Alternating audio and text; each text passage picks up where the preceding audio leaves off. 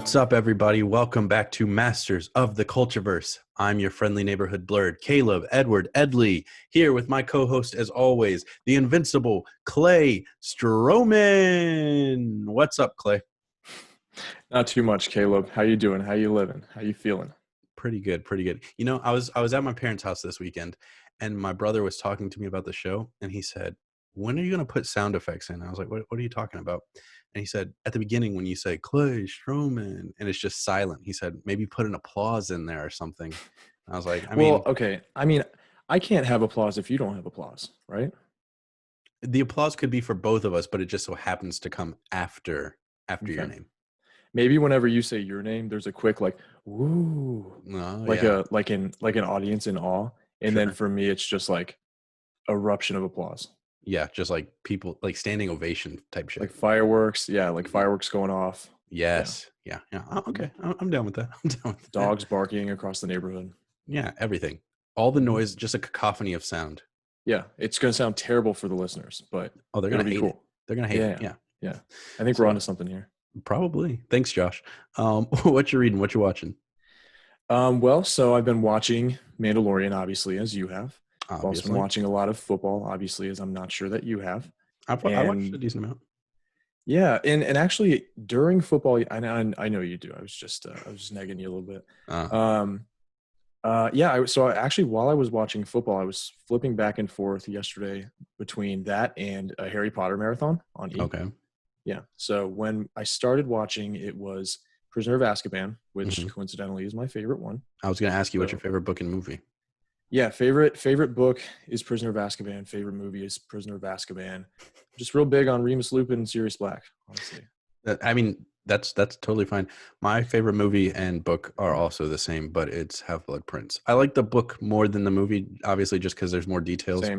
But yeah. hmm Yeah, and what's cool about Prisoner of Azkaban is I really like the time turner event at the end, right, where Hmm. they're having these different timelines kind of like coincide and they're figuring shit out. But I also think it's one of the funniest things in Harry Potter because that is like such a powerful device that literally is never used again. Well, that's because the Ministry has them all locked up and they all get destroyed, don't they? Yeah. I mean, that's the that's like the excuse, Sure, right? sure, There sure. had to be some sort of excuse. Right. But before that, after that, I mean, Dumbledore had one of these things before, up until book 3, obviously. Yeah. And And I don't know. we're not going to talk Just about the cursed child. They do use it in that, but I don't count okay. that as So canon. I've almost no background on the cursed child, and I don't really want Keep to. it that way. Keep it that way. Yep. Yep. Hmm. Cool. For nothing but bad things, and I'll just kind of like leave it over there. You just end it 19 years later. Mm-hmm. That's Yeah. your ending. Yep. Um, I also kind of started watching Love Island. One of my roommates is like really into it. Actually, both Oh, my roommates are into it. So okay. yeah, I watched a good amount of Love Island. I think that was Saturday during the That's the day. one that happens like daily, right? What do you mean? Like there was one of those shows. It's like they're all like on an island or whatever, just all these single people. But there was one that was like new episodes every day, and it was like kind of live. Like the Bachelorette is filmed beforehand; they edit it. Right. I thought one of them was like happening now, like you're seeing yesterday's day. I don't really know. I was just watching what was on Hulu, and yeah, I mean it's a it's a pretty entertaining show. It's one of those just like stupid, mindless entertainment with a lot of hot people who are British and Scottish, just Sure. like trying to figure things out. It's I don't know.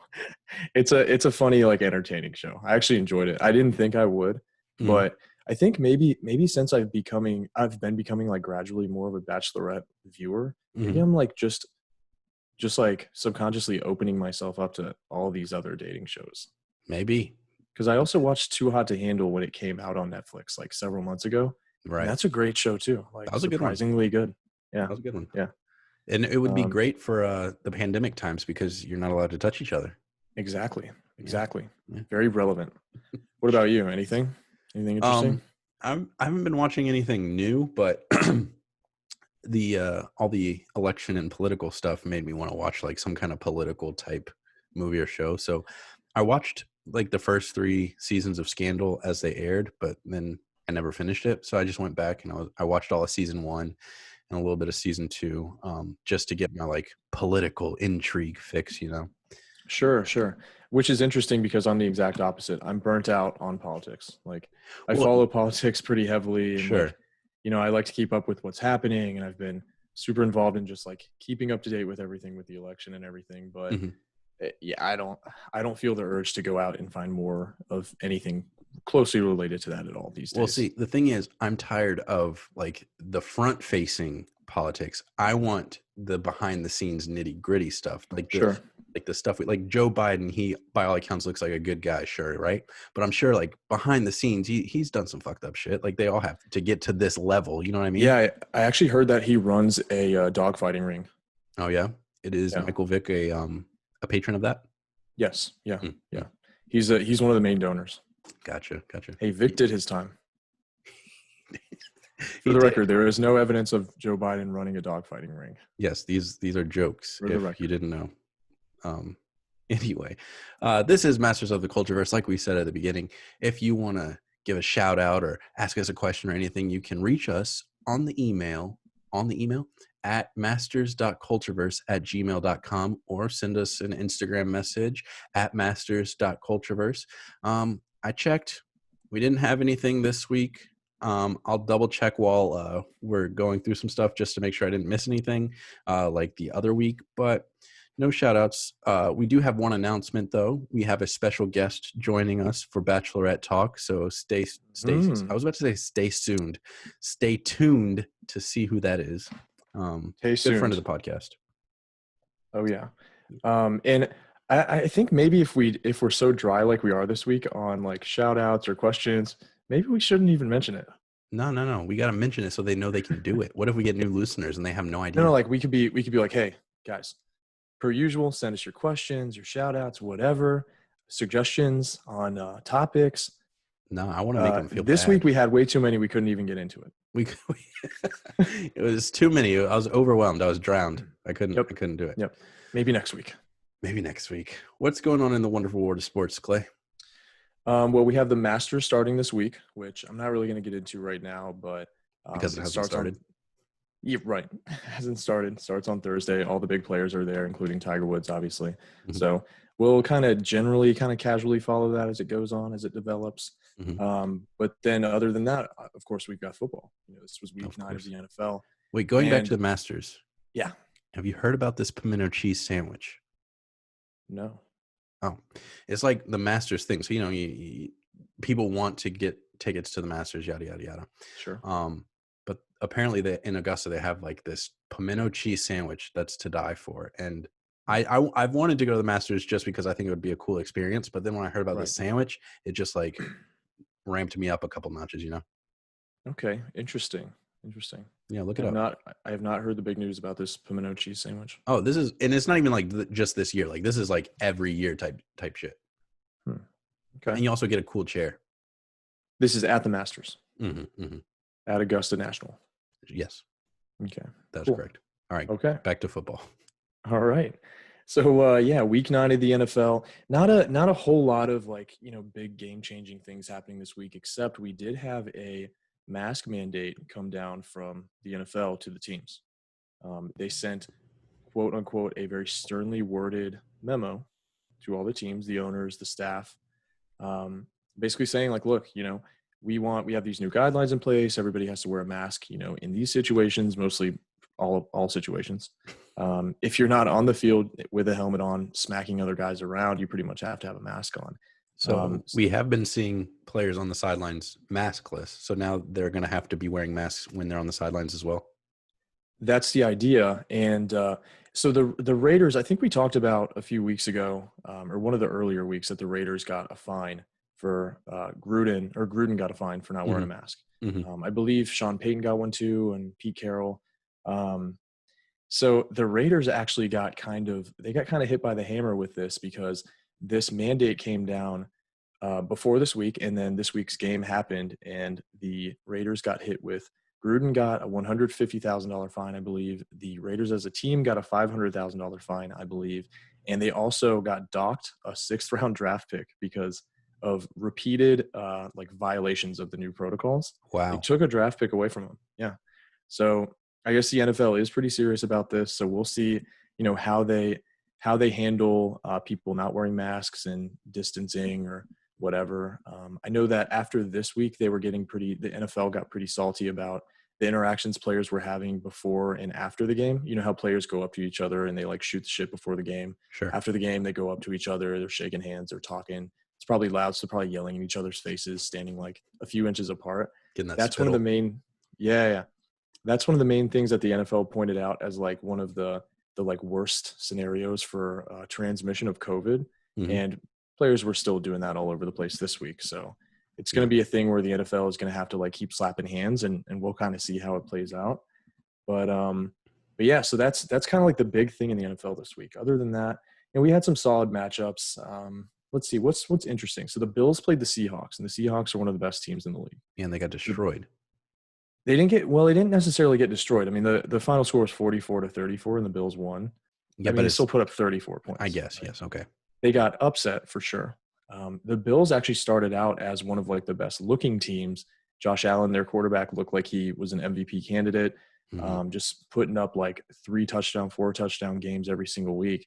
And then he fell off for the past like 3 or 4 weeks, and he's been kind of mediocre. And then this week he just absolutely went off. I think he had 400 yards and 4 touchdowns. Nice. So that drove them to this big victory. And now it's looking like the Bills might, be a little bit more of a contender than we thought they were. Mm-hmm. And a similar thing actually happened with the Saints playing the Bucs. Mm-hmm. So the Bucs were supposed to be one of the best teams too. They looked really, really good last week. Tom Brady looked really good. I was thinking about. Yeah. Oh, yeah. They got destroyed. Absolutely demolished. So the Bucs were supposed to be one of the best teams. They had one of the best defenses. Their offense was running on all cylinders, just clicking. And then the Saints come in and just like blow their socks off, just knock them all over the place.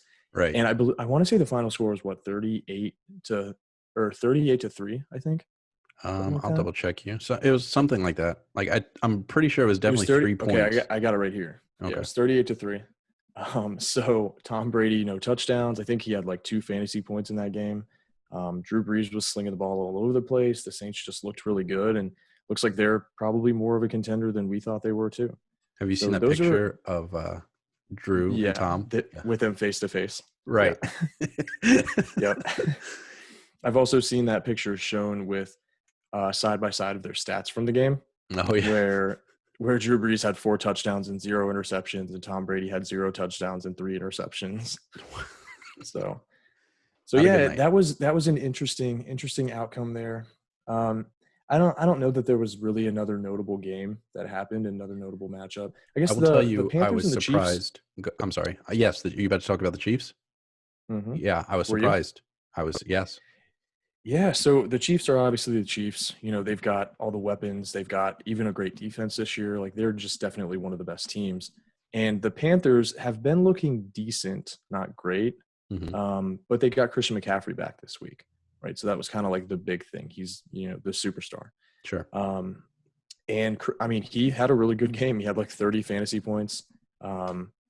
He had like 150 total yards and 2 touchdowns, just a stud like always. Mm-hmm. But the Panthers, they came out with this lead. They came out to like a 14-3 lead, I believe. Yeah. And I think they went into halftime actually like 14-13. So it ended up evening out. But yeah, the game was close all the way through. The Chiefs ended up just winning by 2 points. It was 33-31. Mm-hmm. So, I mean, as a Panthers fan, that killed us though. Absolutely. Yeah. After halftime, the Chiefs came out just blazing, and the Panthers came out slow. So the Chiefs took a big lead, right after half, and the Panthers had to kind of claw their way back. No pun intended, actually.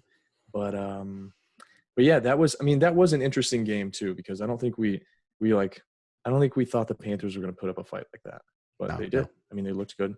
McCaffrey looked good. Curtis Samuel looked had his best game. Teddy Bridgewater looked pretty solid. There was one drive where Teddy had that run. Did you watch the game? Yeah. There was one drive where Teddy had that run, that like 4th and 14 or whatever. He had that run where he just like dove over the line and just like Superman basically. He had a quote where he was like, "Yeah, I just figured I would just like take flight and sacrifice my body for my team." All right, cool, stud. Like it's no right big after deal. that, right on that same drive, he threw this. The pass wasn't incredible, but the catch was by Curtis Samuel. I want to say that was maybe a third down play or something like that. Yeah. And Curtis Samuel just made this like awesome diving catch. It looked like impossible. And then a few plays later, McCaffrey made almost the same exact catch, another like really sick diving catch, where Bridgewater is just like kind of overthrowing these guys a little bit, but they're just like making incredible plays to catch the ball. Yeah. So that was a really cool drive that happened. That was in the fourth quarter, I believe. But yeah, Panthers lost the game, but they looked good. It was kind of like a moral victory type thing. Sure. Yeah. And if we can keep that up, I feel like we'll be all right. Yeah. Yeah. And like other than that, we do have some more COVID cases popping up. I forget what team it was, but one team had like 5 assistant coaches have to sit out the game because one of them got COVID and the rest of them they deemed close contacts or whatever. So, and I did hear about another team. It's not coming to mind, but they had to shut down their facility a couple days ago because somebody got it. Jesus. Yeah, I mean they ended up playing their game, I believe, but they had to like shut everything down for a day. So we'll see if these new mandates on masks and behavior and things like that, like balance that out. I don't know. It's tough to say. It's a weird time. You're still hitting each other, like right, dude. What's interesting is they said that those interactions before and after the game, where they're just like face to face with no mask or with no helmet on, they're saying that those are riskier than anything that's happening on the field. Like I can't believe that though. I don't know, man. I don't know. Like I don't argue that they said that, but I just can't believe. Right. So neither do I, but maybe it's just like people talking to each other face to face, which is sure. I mean, if you're standing there just talking to each other, I mean, that's more direct, I guess. And you're standing there longer than but you're still like grabbing each other, hitting, like rubbing. I don't know. I mean, think about the linemen who are face to face when they're in their 3-point stance. Literally, their faces are inches apart, and then they're smashing into each other. Right, blocking like whole. Yeah, they're probably like yelling and grunting and stuff like that. Oh yeah, they're literally smashing their helmets together. Yeah, no, I can't imagine that's worse than Tom Brady going up to Drew Brees and just like having a chat with him after the game. Yeah, or I can't imagine that's better. But I don't make the rules. I don't make the rules. I just abide by them and enforce them to the death. To the death. Mm-hmm. Anything else in sports you want to talk about? I mean, that's pretty much all we got going on right now for the most part. Okay. Well, then we will move on to video games. So, no PS5s in store on launch day. So, PlayStation blog confirmed that launch day sales are going to be online only this year. So, there's not going to be any physical units in the stores. You're going to have to get them all online. So, my question is, all right, I think they're doing this probably because of COVID. Like if you put these in launch, you're going to get mass. They don't want people to rush to stores. Right, exactly. So I was like, all right, that makes sense. But you got to think they're going to be in stores at some point, right? At some point soon. Yeah, exactly. Like with holidays and shit coming up, like not everybody's going to go online to get these. What the hell is Black Friday going to look like? That's what I'm thinking. All right, so launch day is the 12th, which is what, Thursday? Yep.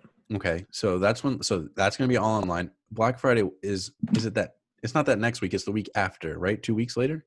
Right. I mean, you got to think they'll be in there 2 weeks after, and I feel like maybe the hype might have died down a little bit by then, and maybe if they just sneak them into stores and don't tell people. But Black Friday, people are going to go out anyway. You know what I mean? People are going to be out anyway. Like, I think there's no way that. So they're keeping it away from stores right now, like on launch day, but there's no way that those things are not going to be in stores for Black Friday, right? Yeah. It's so much money that they would be just like giving up. Yeah, I can't see that lasting very long. But that's an interesting we'll see. The Spider-Man remaster, new suits. We saw what those look like. You sent them to me. We got the Arachnid Rider and the Armored Advanced suit, and I think these look pretty good. Now, I had a question for you. The remaster, is that just a bundle with the PS5 launch if you pre-order Miles Morales, or can you get that later as well? Do you know? You can get it later. Okay, because I'm not getting a PS5 at launch, but I want the remaster. I want these suits, so I was curious. Yeah, you can definitely get it later. I don't know that I'll be getting the remaster. I don't know, because I'll probably end up getting Miles Morales for the PS4, and then it'll upgrade to the PS5 whenever I decide to get that. And I don't know that I need the regular Spidey PS4 game. All right. Well, here's my thinking on that. I think I will get the remaster, and the reason is I also just a couple days ago I pre-ordered my Miles Morales for the PS4. I'm gonna get it. I'm gonna play it. Obviously, I'll probably beat it, upgrade to the PS5, and it's like a smaller game, so I'm not sure. Maybe that won't scratch my itch enough, or maybe I'll just be itching to replay because I haven't played the regular Spider-Man since I beat it like long ass time ago, like all the DLCs and everything like that. So maybe that'll kind of like spark something, be like, I miss that game. Maybe I should go redo it. And then with these new suits, I think that'll also be kind of cool. Yeah, yeah. I mean, I've played the the original Spidey PS4 game like 3 times. Oh I played all the damn. DLC. Yeah, I've played all the DLCs. I just really liked the game. I just wanted to keep playing it. I mean, even sometimes just like picking it up these days just to swing around for a little bit. Sure, yeah. Yeah, it's so chill. Um, and you're right. I mean, Miles Morales is a small game. I want to say I believe the story is like I've heard 6 hours and I've heard 10 hours. Either I way, saw that's short. 8 to 10, yeah. Okay. Yeah, So I guess either it way, that's depends. short. It depends on like how much you're fucking around, dicking around. Right. Fucking around and dicking around. The two different things. Yeah. We have to definitely differentiate those two. Yeah, I don't know. And you mentioned like I'll probably beat it, or maybe I'll beat it. Like you'll definitely beat it, obviously, because it's short. So I don't know. I haven't made up my mind on what's going to happen once I get the PS5 with Spidey. Yeah. I think I have to. I mean, I have to have one of those games on the PS5 or both. or both. Yes. Well, I mean, if I get Miles Morales for the PS4, I will have it on the PS5. So I guess I might as well just get the damn remaster. All right, you talked me into it. Twisted my arm. I did it. You're welcome, Sony. I think which one of these news? So we have the armored advanced suit. We have the what is it called, Arachnid Rider. And then we have the Andrew Garfield suit as well. Have you heard about that one? Yeah, from the Amazing Spider-Man 1. Well, sure, I know what it is, but I didn't. Yeah, the one that's made out of like, it kind of looks like it's made out of like basketball material or something. Yeah, and he has like the yellow like reflective lenses, and they like, were Oakleys or whatever in the movie. Well, I think before he made the suit, he was wearing some sunglasses, but I'm pretty sure he takes or I read something that was like maybe Oakley inspired or some shit. Probably. At any rate. Yeah. And they showcased a lot of the suits in Miles Morales as well too. Have you seen any of those? Yes, like the tracksuit and I can't remember what the other one's called. We've known about the tracksuit for a long time, and we've known that like the Into the Spider-Verse suit's going to be in there. But what is the other showcase one? Well, I've seen all of them. Okay, or how many are there? Or at least most of them. 24ish, something like that. 22. Wow. I don't think I've seen most of them are really sick. Most of them are from the comics or like TV shows, recent TV shows.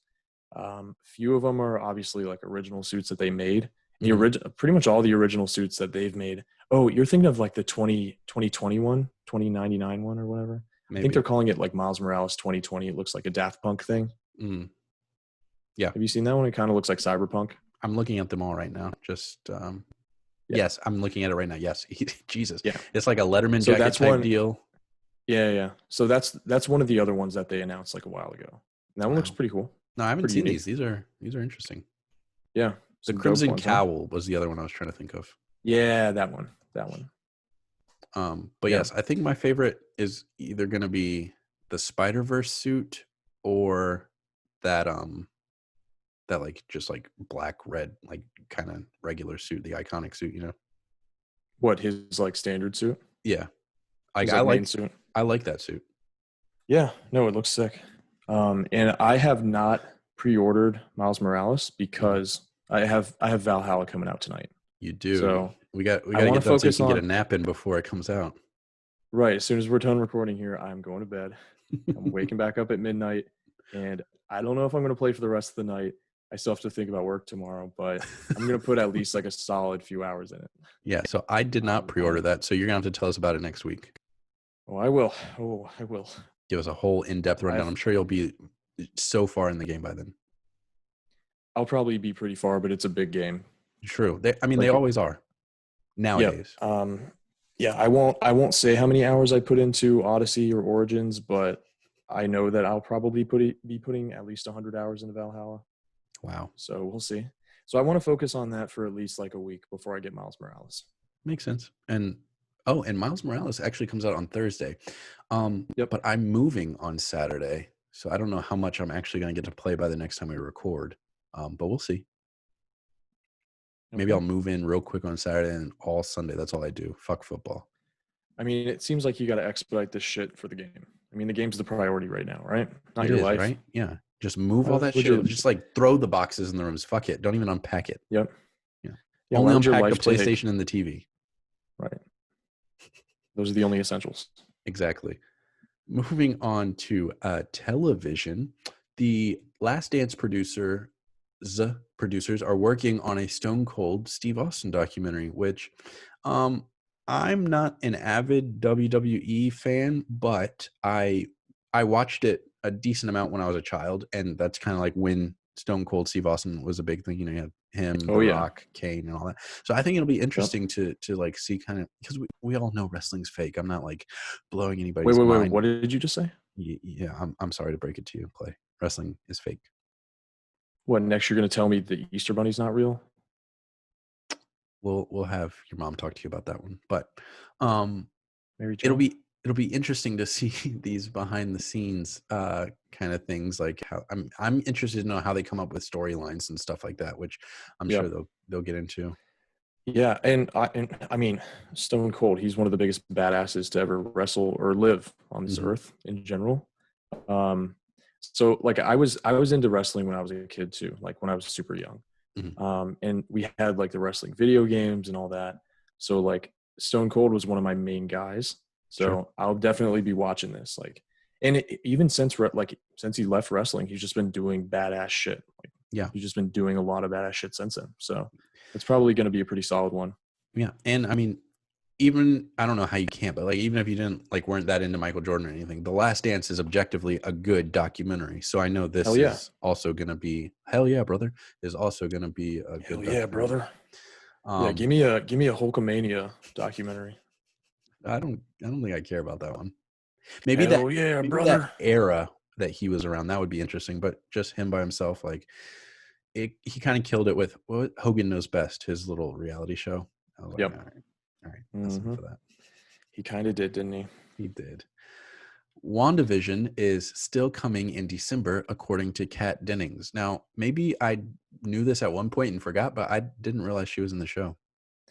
Yeah, we actually talked about it on the podcast, just like briefly. We mentioned it. I think I just like mentioned it at some point, but yeah, for some reason she's in the show. She's Darcy, right? Isn't that her Right, name? yeah. I'm trying to think of what kind of so role she's she would play, because she's never met Wanda or Vision.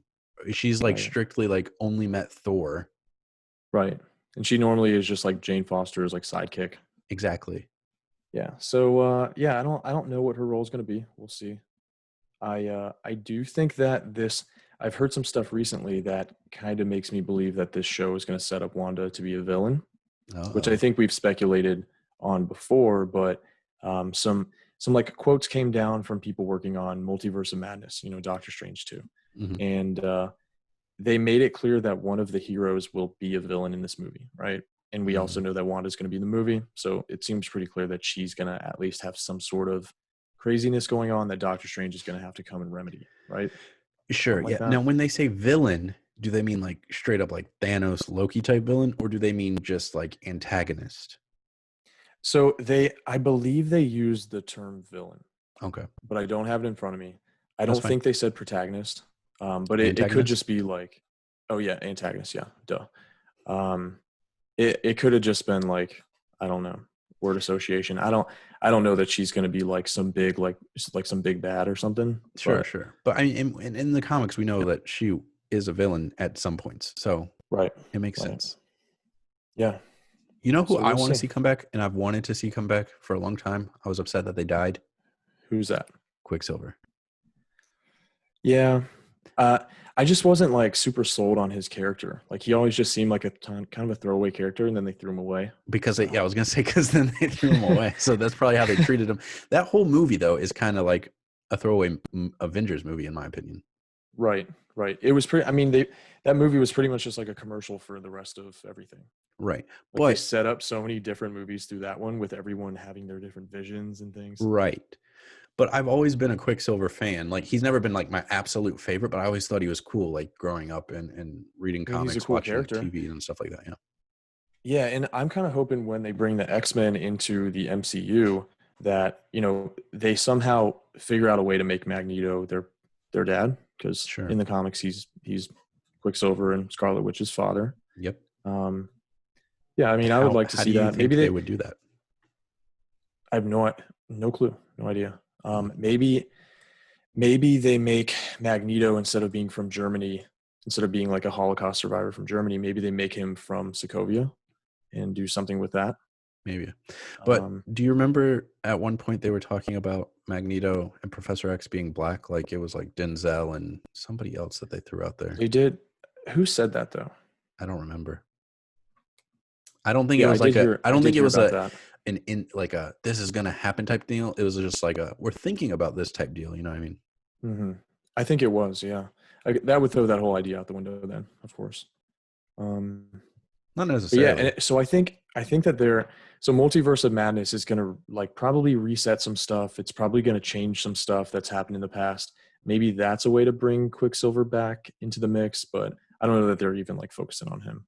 Probably I not. would like What to see more of him though, because I think he's a cool character. I yeah, just think he wasn't really used that well in the movie, and then he kind of went out like a bitch. you didn't see that coming. What is Like, what Aaron kind of Taylor? speedster can't outrun bullets, He, right? no, you've got a fair I mean, point. come What on, did he buddy. just like push them out of the way and just stand there for Yeah, the and bullets just to stood hit him? there. Yeah, He didn't want to like push, move, like anything like that. like he probably could have just picked them up and kept going, Yeah, or just like pushed them and kept going himself. we've seen Evan Peters do it many a time. Actually, no, I think he just ran over and stood in front of Hawkeye. I think that's Oh all he did, yes, he did because Hawkeye's like covering covering the a little girl. yeah. Yeah, Yeah, no, that was stupid. he could have done more. He should have done more. Yeah, should have. And Wanda never really seemed that sad that he died. They didn't really Well, talk about it too much. she doesn't talk about it, but in the moment, she does kind of fall to her knees and like fucking explode a bunch of Ultron bots. Right, right. But then like it's never brought up again. True. And that was like her twin brother. They were a little incestual. Are Long we sure pause. about that? Yes, we are sure about that. We Um, are? yes. I will tell you how we are. So in the Ultimate run, there's a comic run where they are a little incestual. And then Okay.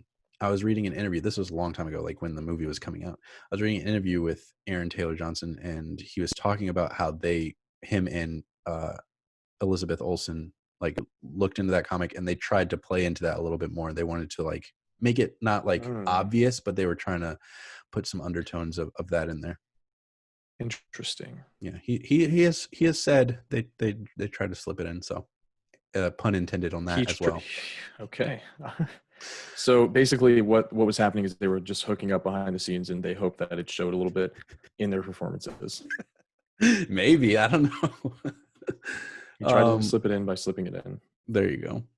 Last thing in TV news, Boba Fett series in the works. So this is rumored it could start filming as early as this week, which would push the production of The Mandalorian season 3 to spring 2021. I remember I sent this to you and you didn't seem too excited. You seemed kind of about it, right?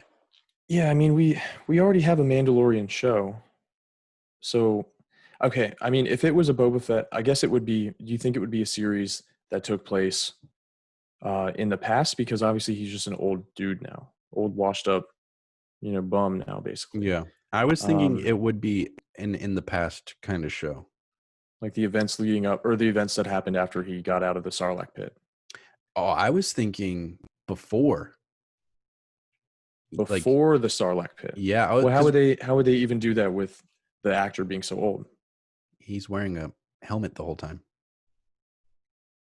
No, I mean he takes off his helmet though at In the times. original trilogy? Well, actually, no. I'm thinking of Yeah. Django. Yeah, Okay, I guess we never really see Boba Fett take his helmet off. we don't. Okay, Which yeah, is how they do could it. do Just it. have the dude do his voice. Yeah, because I mean, Okay. because we don't. I think I said this last week, but we don't know anything about Boba Fett really. He's just like made up to be this kind of badass. And I actually just rewatched Empire Strikes Back this weekend, which is his first appearance. And again, he doesn't do much. He just kind of stands by Darth Vader. Looking cool. Yeah. And so I think I would be interested, and I'm sure a lot of fans would be interested in seeing like, how did he, like, what happened after his dad got his head cut off in Attack of the Clones, and like, how did he get to this place, you know? Okay. Yeah, I can get behind it. I can get behind it. It's just, my only thing is just that the only reason I wasn't instantly excited was because we already have a Mandalorian show. Sure. That's pretty much the only thing. No, and so it's like, I understand that, yeah. Is it going to be a little bit oversaturated? Mm-hmm. I don't know. But I mean, obviously I'll watch it and enjoy it regardless. As long as it's, if you don't know, I don't like Solo. So as long as it's not like a Solo type film, but like it still takes place back where we kind of first got into Star Wars, you know, yep. I'd be cool with it. And I'm sure it wouldn't be, since Disney Plus is doing it. They've been doing a good job. I'm also not a big fan of Solo. Yeah. I actually fell asleep watching it in theaters at one point. No, it's just like for a solid chunk of the movie. It's not fun. No, it seemed like kind of just like a boring movie to me. This seems it wasn't really anything. Yeah, I mean, maybe other than Gambino being, you know, Lando. In it, has Lando. Nothing really stood out to me other than that, I guess. Yeah, no, it wasn't good. No. But as I was saying, segue into our movies topics, Ron Howard thinks continued interest could spark Solo 2, but continued interest from who? Nobody likes? Okay, I won't say nobody. People I talk to don't really like that movie. I want to say it's kind of known. It got good reviews. I think it's like in the 80s on Rotten Tomato or something. Mm-hmm. But it's the one because like it followed up Rogue One as the next like singular Star Wars story. Right. And it didn't, like, fan wise, it wasn't well received really. I think it's one of the more, obviously we've had some recent Star Wars movies that fans hated, but it wasn't super well received when it came out, and it prompted Disney to say, okay, we're not doing any more of these one-off Star Wars movies in between like the main trilogy. Because they had a plan to do a one-off, like it was like one-off main trilogy, main trilogy. Yeah. And Solo kind of ruined that. Solo's reception made them change their mind. So it's interesting that they're now like starting to consider getting back into it. Right. Which, I mean, it did set up a lot of questions that I would like answers to. Even though I didn't like the movie. In it. Yeah, Darth Maul. I want to know like what his deal is. Amelia Clark's character seems to be working with him in some capacity. Yep. I mean, so it sounds like they were like planning on doing more, and then fans were like, what the fuck is this shit, you know? Yeah, we don't need more of that. That's what the fans said. Just give me a Darth Maul movie. Hell yeah. Although the dude who plays Darth Maul, Ray Park, is probably never going to play Darth Maul again. He had a pretty big scandal recently. Yeah, I saw that. We don't need to get in. I mean, we could get into it. We don't really need. I think, wasn't it like he like accidentally leaked a video of him and his wife like hooking up or something? Accidentally. Right. She was like, yeah, giving him a BJ. Yeah, it seemed it was kind of a weird situation. It seemed like he was on drugs during those posts, though. If I'm being honest, like, have you read the like what he was like saying in the captions and shit? I did back then. Yeah, I don't remember, but I remember thinking like this guy is like either drunk or on some kind of drugs or something. And I mean, we know they didn't have an amicable. Did I say that word? Amicable split. So I don't know. Which sucks because, I mean, he was a good Darth Maul, but if you're a shitty person. Well, he was a good Darth Maul because he's a martial artist. Like that's exactly. Well, yeah, just get a different martial artist. I think he had like 2 speaking lines in that movie. And like he had, he spoke for a little bit at the end of Solo, but they could replace him with another martial artist and it could I mean, it's all makeup, so it doesn't matter. Right. Yeah.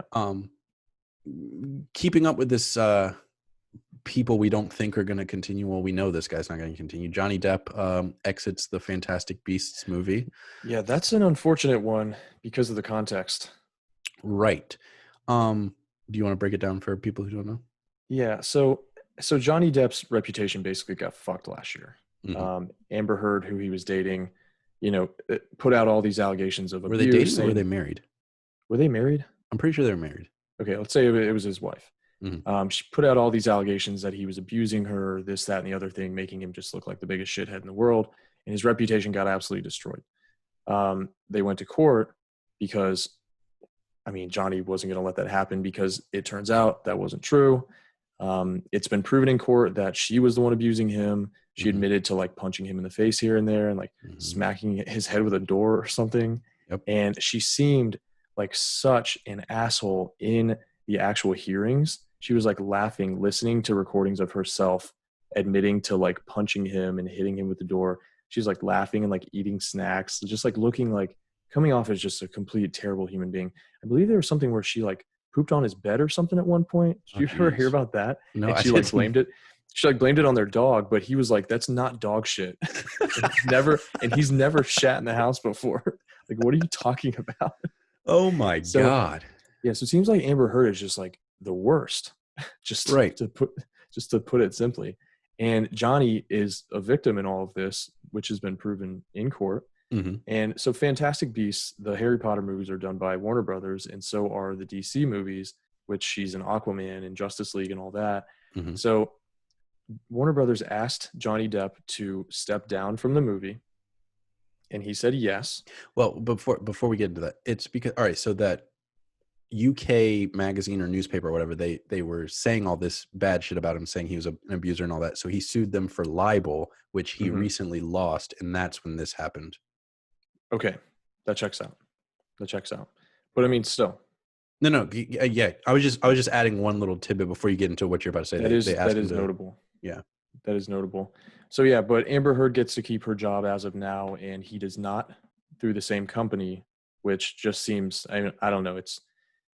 When we know she was the one punching him. Right. Yeah, it's been proven in court. She's admitted to it. So it's just, I don't know. It seems fishy. It seems icky. I don't know. And I was reading about it, and apparently to get a libel suit, like to win a libel suit in the UK is very hard. And that's why he didn't win. Like, even though we have all this evidence and all that, apparently it's like near impossible to win a libel suit somehow. I don't know how. I don't know UK law, but that's why he lost. Even though we have all this like evidence of him getting abused, Right. Yeah, it's just unfortunate. It makes you feel for the guy. When the abuse allegations came out toward him last year, they seemed fairly credible, even though like I didn't really know any details behind it, but like everyone was just taking it and running with it, which like made it look credible. Sure. So I was kind of like in fuck Johnny Depp, mode last year for a little bit. And then I actually like learned the facts, and it's just fuck Amber Heard forever mode. Yeah. She's awful. And even last year when people were like, oh, take him out of the movie, the second Fantastic Beast movie, right? JK and all of them are like, nope, he's our Grindelwald. He's blah, blah, blah. And now and people gave JK Rowling shit for that. Yeah. She gets shit for a lot of things, but that one maybe not founded on that one. That one not warranted. Yeah. It turns out. Which I just think that's very interesting that they're asking him to resign when we know so much and not saying anything to her about it. At least not yet. Hopefully, maybe they just want both of them out just to keep things simple. But but as far as we know, they haven't told her to quit or fired. I mean, she should just get straight up fired. Yeah. But I mean, Gellert Grindelwald, he's like the main villain. He's Dumbledore's lover. Like, he's a big part of so having a recast like that, it's pretty interesting. They should just bring back Colin Farrell, make him blonde. I was about to say that. Yeah. Screw up one of his eyes. Yeah. Because he was really good in the first one. He was. And I thought he was Grindelwald in the first place. Like, when I was watching the trailers and shit, I was like, oh, that's Grindelwald. But it turns out he was like Grindelwald with some polyjuice potion pretending to be somebody else. Maybe they can just say that the blonde Johnny Depp Grindelwald was also just a disguise or something. Somehow. Sure. And he was really Colin Farrell the whole time, but he was posing as Colin Farrell in the first movie because it was like, it's like the last thing you would expect him to do, pose as himself. Right. Seems very convoluted, but here we are. I mean, it is for sure. Those movies aren't even really that good. It's just, I like the Harry Potter world, so I'll watch anything in the world, even if it's not the best. Yeah, I thought the first one was decent. I did not like the second one. Yeah, I'll agree. And I feel like what is Newt even there for? What? What is Newt even there for? To be our eyes? I have no idea. He just kind of seems like a spectator. Like you He could take him does. out of the second movie and nothing would change. No, not at all. Dumbledore just asked somebody else to go against Grindelwald. You know what I mean? Right. Or he just does it himself. Well, he can't. They made that. I know. I get it. Yeah. Don't sound too angry about it. But what I don't like about the movies is it seems to be possibly changing established lore. Like what? Like the secret Dumbledore sibling, stuff like that. Oh, yeah. That just seemed like kind of like I don't know. They just like shoehorned in that like whole situation just to be just like a cheap twist. Yeah, no, I wasn't here for it. But anyway, like they didn't really know what they were going to do with the third movie, so they said, let's just like flip everything over on its head and go with that. Yeah. Anyway, we've given it too much airtime. Lego Star Wars Holiday Special. Have you seen that trailer? I sent it to you. Yeah, I did watch it. It looks cute and funny. I'm gonna watch it. It does look cute and funny. I'll watch it too. Yeah. That's all I wanted to say about it. Just everybody go watch the trailer for the Lego Holidays special. Star Wars Holidays, let's do it. Much better than the one that came out before we were born. What's that? The cartoon holiday special. It was Lego? No, it wasn't Lego. It was just like animated, but it's like universally panned. What does it have to do with Lego? It was a Star Wars thing. Yes. Okay. I'm saying it looks better than the original holiday special. Yeah, I'll check it out. Give it a watch. 90s live action TMNT writer trying to make sequel set in original trilogy continuity. And he's quoted as saying, "Imagine if we had access to the technology we have today to make these costumes." And I mean, I'd watch it. I liked the original. Okay, I liked the first two. The third one, when they go back in time, kind of sucked. But yeah, I'm with you on that. So as a kid, I liked all three because I didn't really like care. It was just Ninja Turtles, and I was into it. Right. I was really into Ninja Turtles as a kid. So I'm my sure thing you had is, a Ninja Turtle backpack. I did. Yeah. In high school at one point. At the ripe age of like 15 or 16 or something. Yeah. At the ripe age of probably 17. I feel like, I mean, our whole friend group all just had dumbass backpacks. Like I had an Iron Man one at one point. I had a Batman one that had a cape on it at one point, and I thought I was the shit. I want to say that was like senior year. I think it was, yeah. Carter had that like Buzz Lightyear one. He had the Buzz Lightyear one that had the hood. Yeah. Like purple Buzz Lightyear hood that he wears under the helmet. Good times. But yeah, TMNT is awesome. I like the original movies as well. Yeah. My thing is, if they're going to redo these movies, they have to remake the Vanilla Ice rap scene. That's my only thing. And I'm there. That's your one caveat. Yeah. If we're going to make these movies, I need Vanilla Ice in it. Okay. Make him relevant again. Get him back in the mix. Give me a new version of that ninja rap. It would be pretty funny. All right. So my question is, he wants it to take place in the original continuity. Is he going to make it modern, or is it still going to take place in the 90s? Depends on how long the Teenage Mutant Ninja Turtles live. What's their life expectancy? Because that was my follow-up question, because they would have aged significantly. Yeah, but they're mutant turtles, so maybe they don't. Maybe they just grow to adulthood and then they're alive for a long time after that, which is kind of like the same. I mean, well, but look at Splinter's Splinter. Pretty damn old. He might not be in the mix if it's modern day. Yeah, maybe he's like just on his deathbed. I'm of the camp of just keep it in the 90s. I'd be fine with that. I'm cool with that. Yeah. I think that would probably be their best way to do it, and I think that's what people would like the most. That 90s nostalgia. Yeah, totally. So give it to me. You heard it. We're here for it. We like it. Mm-hmm. On some sadder news, Disney strikes Free Guy and Death on the Nile from the calendar. Originally, they were getting a December release. So I guess I didn't really know that Free Guy was Disney. I think it was Fox, and that whole. Oh, okay, that checks out. Don't quote me. I'm not sure, but I'm pretty sure it was Fox. Free Guy's a movie I've been looking forward to because of Ryan Reynolds. Obviously, that guy's the man. Yeah. No, it looked like it was gonna be funny and action packed, and like I was here for it. Yeah, we'll see. I mean, Death on the Nile, is that one related to the Orient Express? Yes, that's the follow up. Which I haven't seen. Murder on the Orient Express. Yeah.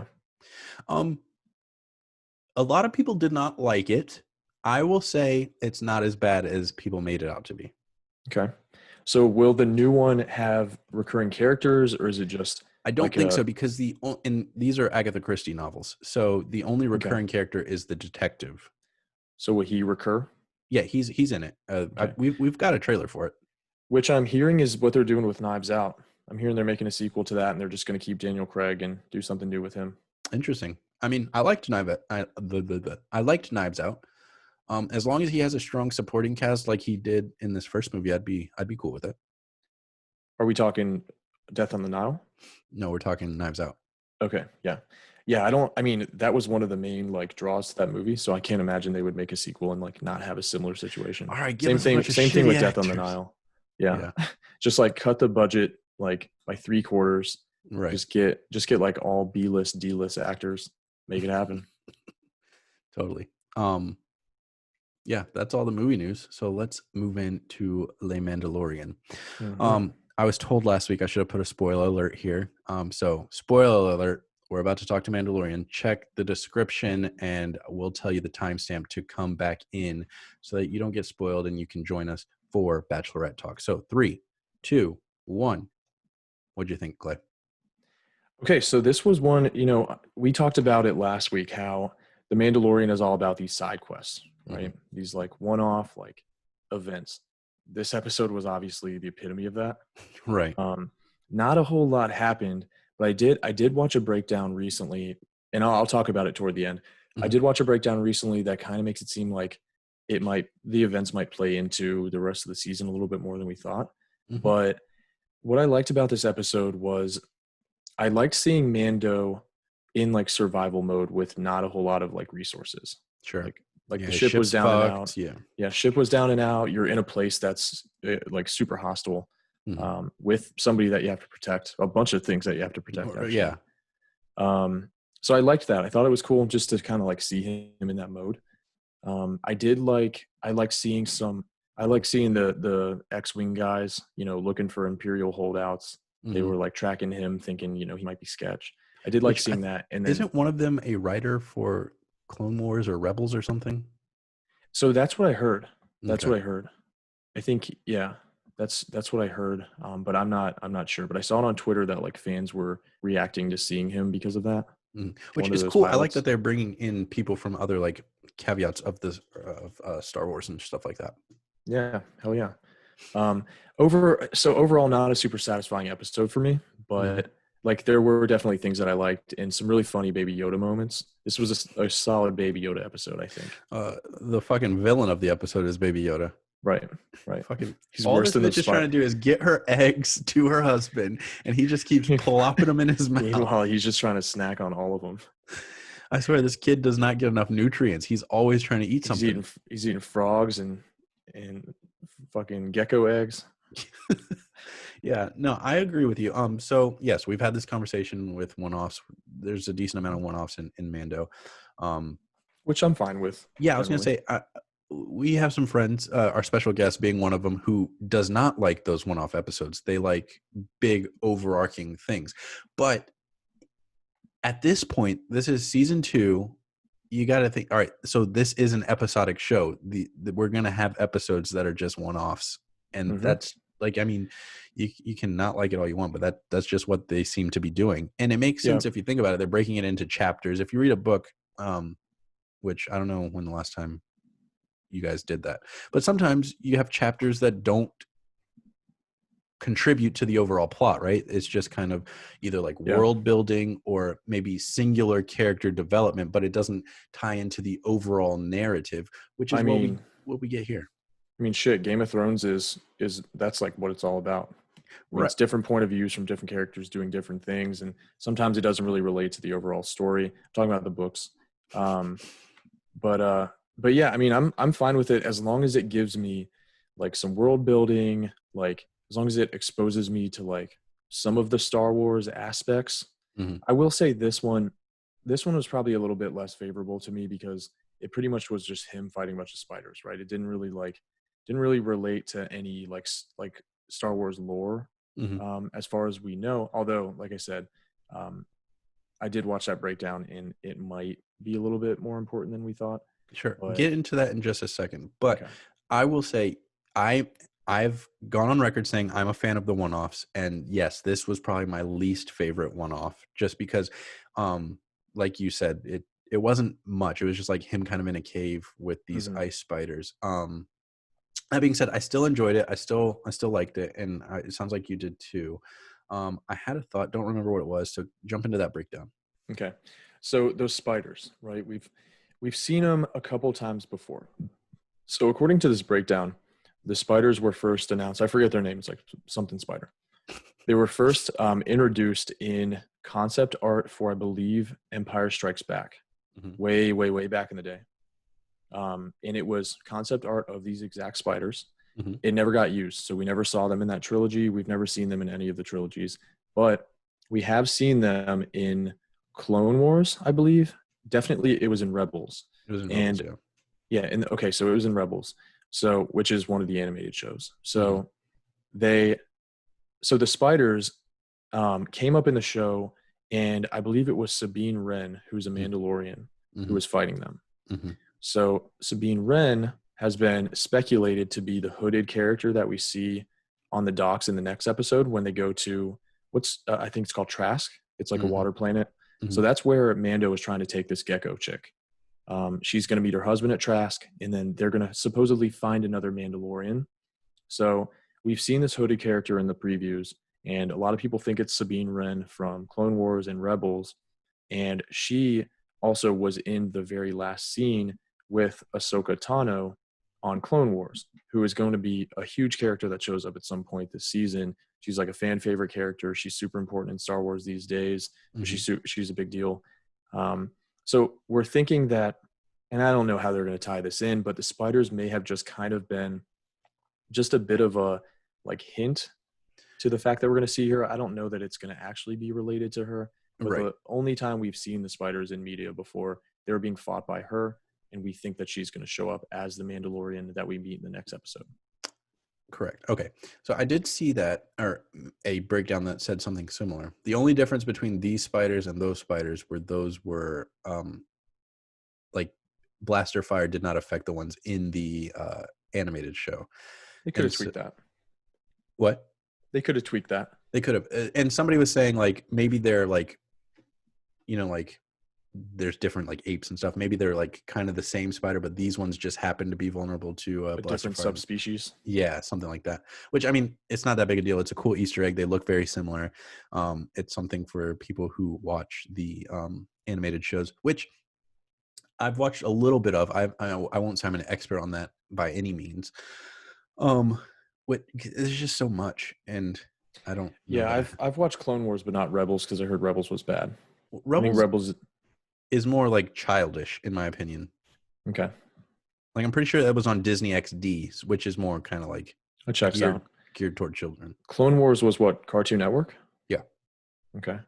Yeah, and Clone Wars, the final season was really sick. It played right into Revenge of the Sith. It leads right up to Order 66 and Anakin becoming Darth Vader. So it's pretty dope. You get to see it from a different angle. Yeah. I haven't finished Clone Wars, but I will at some point. I mean, if you are interested in Clone Wars at all, just go to the last season and watch it. Like, it really doesn't matter. The rest of it does not matter? No, not really. Like, you can just watch the last season because, I mean, the stuff leading up to it, it's general Clone Wars shit. Like, sure. I mean, but then I don't get to see Ahsoka. Ahsoka's in the last season a lot. Oh, is she? Yeah. Oh, okay. Yeah. Never mind. I'll just do that then. Mostly toward the end, but yeah, she's definitely there. Okay. But yeah, overall, I'd give this episode on a scale of 1 to 10. I'd probably give it a 6.3. This one's getting I'm gonna go higher than you this time. This one's getting a 6.41. Okay. Wow. I'm surprised you went a little higher than me. Yeah, I'm doing it. Wow. Okay. Anything else you want? You know what I wish? I wish we got like coming up on the Mandalorian, like a preview of the next episode or something, just because all we have is the trailers are really just like kind of just clips from the rest of the season a little bit. Yeah. Although we have seen in the trailer, like I said, that hooded figure in their next destination. We've seen that gecko chick walking with her husband with her eggs on her back in front of Mando at their next destination on like some docks on a water planet. So we at least know they're going to get there. Why do people think this is Sabine Wren?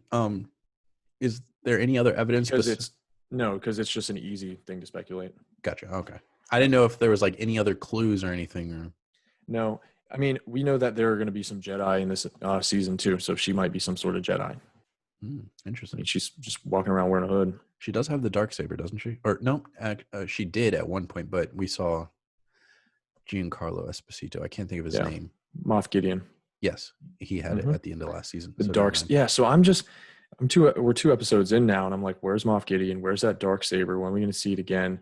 Are we going to have to wait till the very end of the season and just get like a little tidbit of it again, just like last season? Hope not. Probably. Maybe it's a thing where he just kind of shows up at the end of the first 2 seasons, and then season 3 is all about him. Maybe like maybe like a 3-season kind of like 3-act structure. So season 1 we got our introduction. Season 2 we'll have all of our rising action. But I mean, you would think he would still kind of be there for that. Is there no one bigger than him at all? I mean, he's got the darksaber, which is a big deal. He's got to. Is he not? He's got to be reporting to somebody, right? I mean, you would think so, but I just don't really know how, like the Empire, the remnants of the Empire, like structured. Sure, me neither. I mean, the Moffs might be like the top dogs. I don't know. Maybe it's like the Mafia. They just like all the Moffs kind of just got their own little. That's why they call him Moff. Yeah, short for Mafia. Hell yeah. Yeah. All right. So I'm looking forward to this Friday. I watched it on my lunch break on last Friday. So so did I. But I have a half day this Friday because I'm moving, so I can watch it whenever. Oh yeah. Yeah. But it's time for our special guest. So I'm gonna go get him. You guys stay tuned. All right, guys, we've brought in our special guest. You can see him down below right there. That's Ethan. What's up, Ethan? What's up, man? Big friend of the podcast. We've mentioned him a couple of times. We've known him since middle school. Yeah, middle school, I think it is. Checks out. Yeah. I think we were having sleepovers, rap battling in middle school. Rap battling? Dance battles outside of Waffle House? Yeah, that too. I think that was high school though. I mean, it definitely was. Yeah, it's definitely the evolution. That's where we started, and that's where we ended. That's where we ended.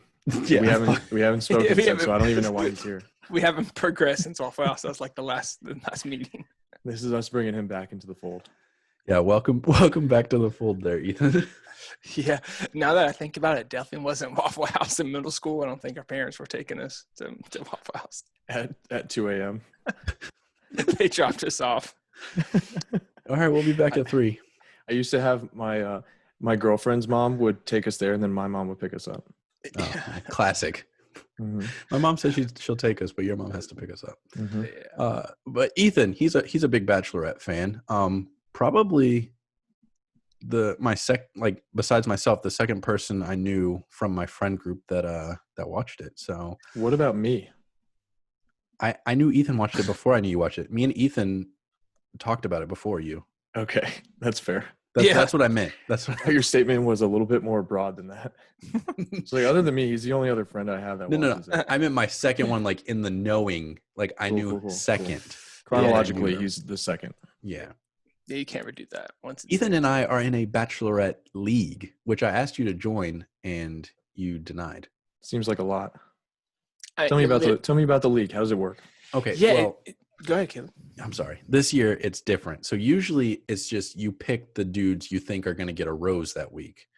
But since ABC knew that Claire was going to fuck shit up, so there's different leagues. There's like a rose to rose league, which is the one I just described. There's an easy league, which I don't even know how that works. And then there's an advanced league, which that's the most complicated one because it's like, all right, so you choose like 6 or 7 guys, and that's your team for the week. And you have like these point getters and point losers. So like if somebody gets bleeped, you lose 5 points. But if it's like the first person to say I love you, you get like 15 points or shit like that. So you get points. So you choose who you think is going to like fit these criteria, which is a little bit more complicated, yes. And they made it that way because Claire fucks up, which we'll get into. But usually it's just a rose to rose league. You choose who you think is going to get the rose that week. Yeah. So is it PPR? Points per rose? I think it's half. Points per rose, yeah. But So yeah, it's 6 people, but it's called the Advanced League, and I didn't know that, Caleb. I thought it was due to coronavirus or something. That's what I thought I read, that it was you could only do the Advanced League. And when I was talking, because my fiance's in it, and before we even started, I was like, I'm pretty sure you just get points off the rows, and now I know that's the basic standard setting. But when we play it, Clay, it's just like, it's really easy, actually. You just pick 6 guys, but the scoring system is kind of intricate, but you don't obviously do the scoring. You just pick 6 guys, maybe kind of at random. I pick 6 guys because they get negative and positive points. So I just pick the guys that I feel like are going to get the screen time most. But sometimes that can work against you, because if it's something negative, like, hey, you suck ass, you get negative points. Even if they're on screen, it still sucks. So. Okay, so Dale is the MVP of this league. You have to pick him pretty much. Dale got like 99 points last week or some shit. What was the second point getter, like 3? Everybody else got -5. Yeah. It's ridiculous. Yeah.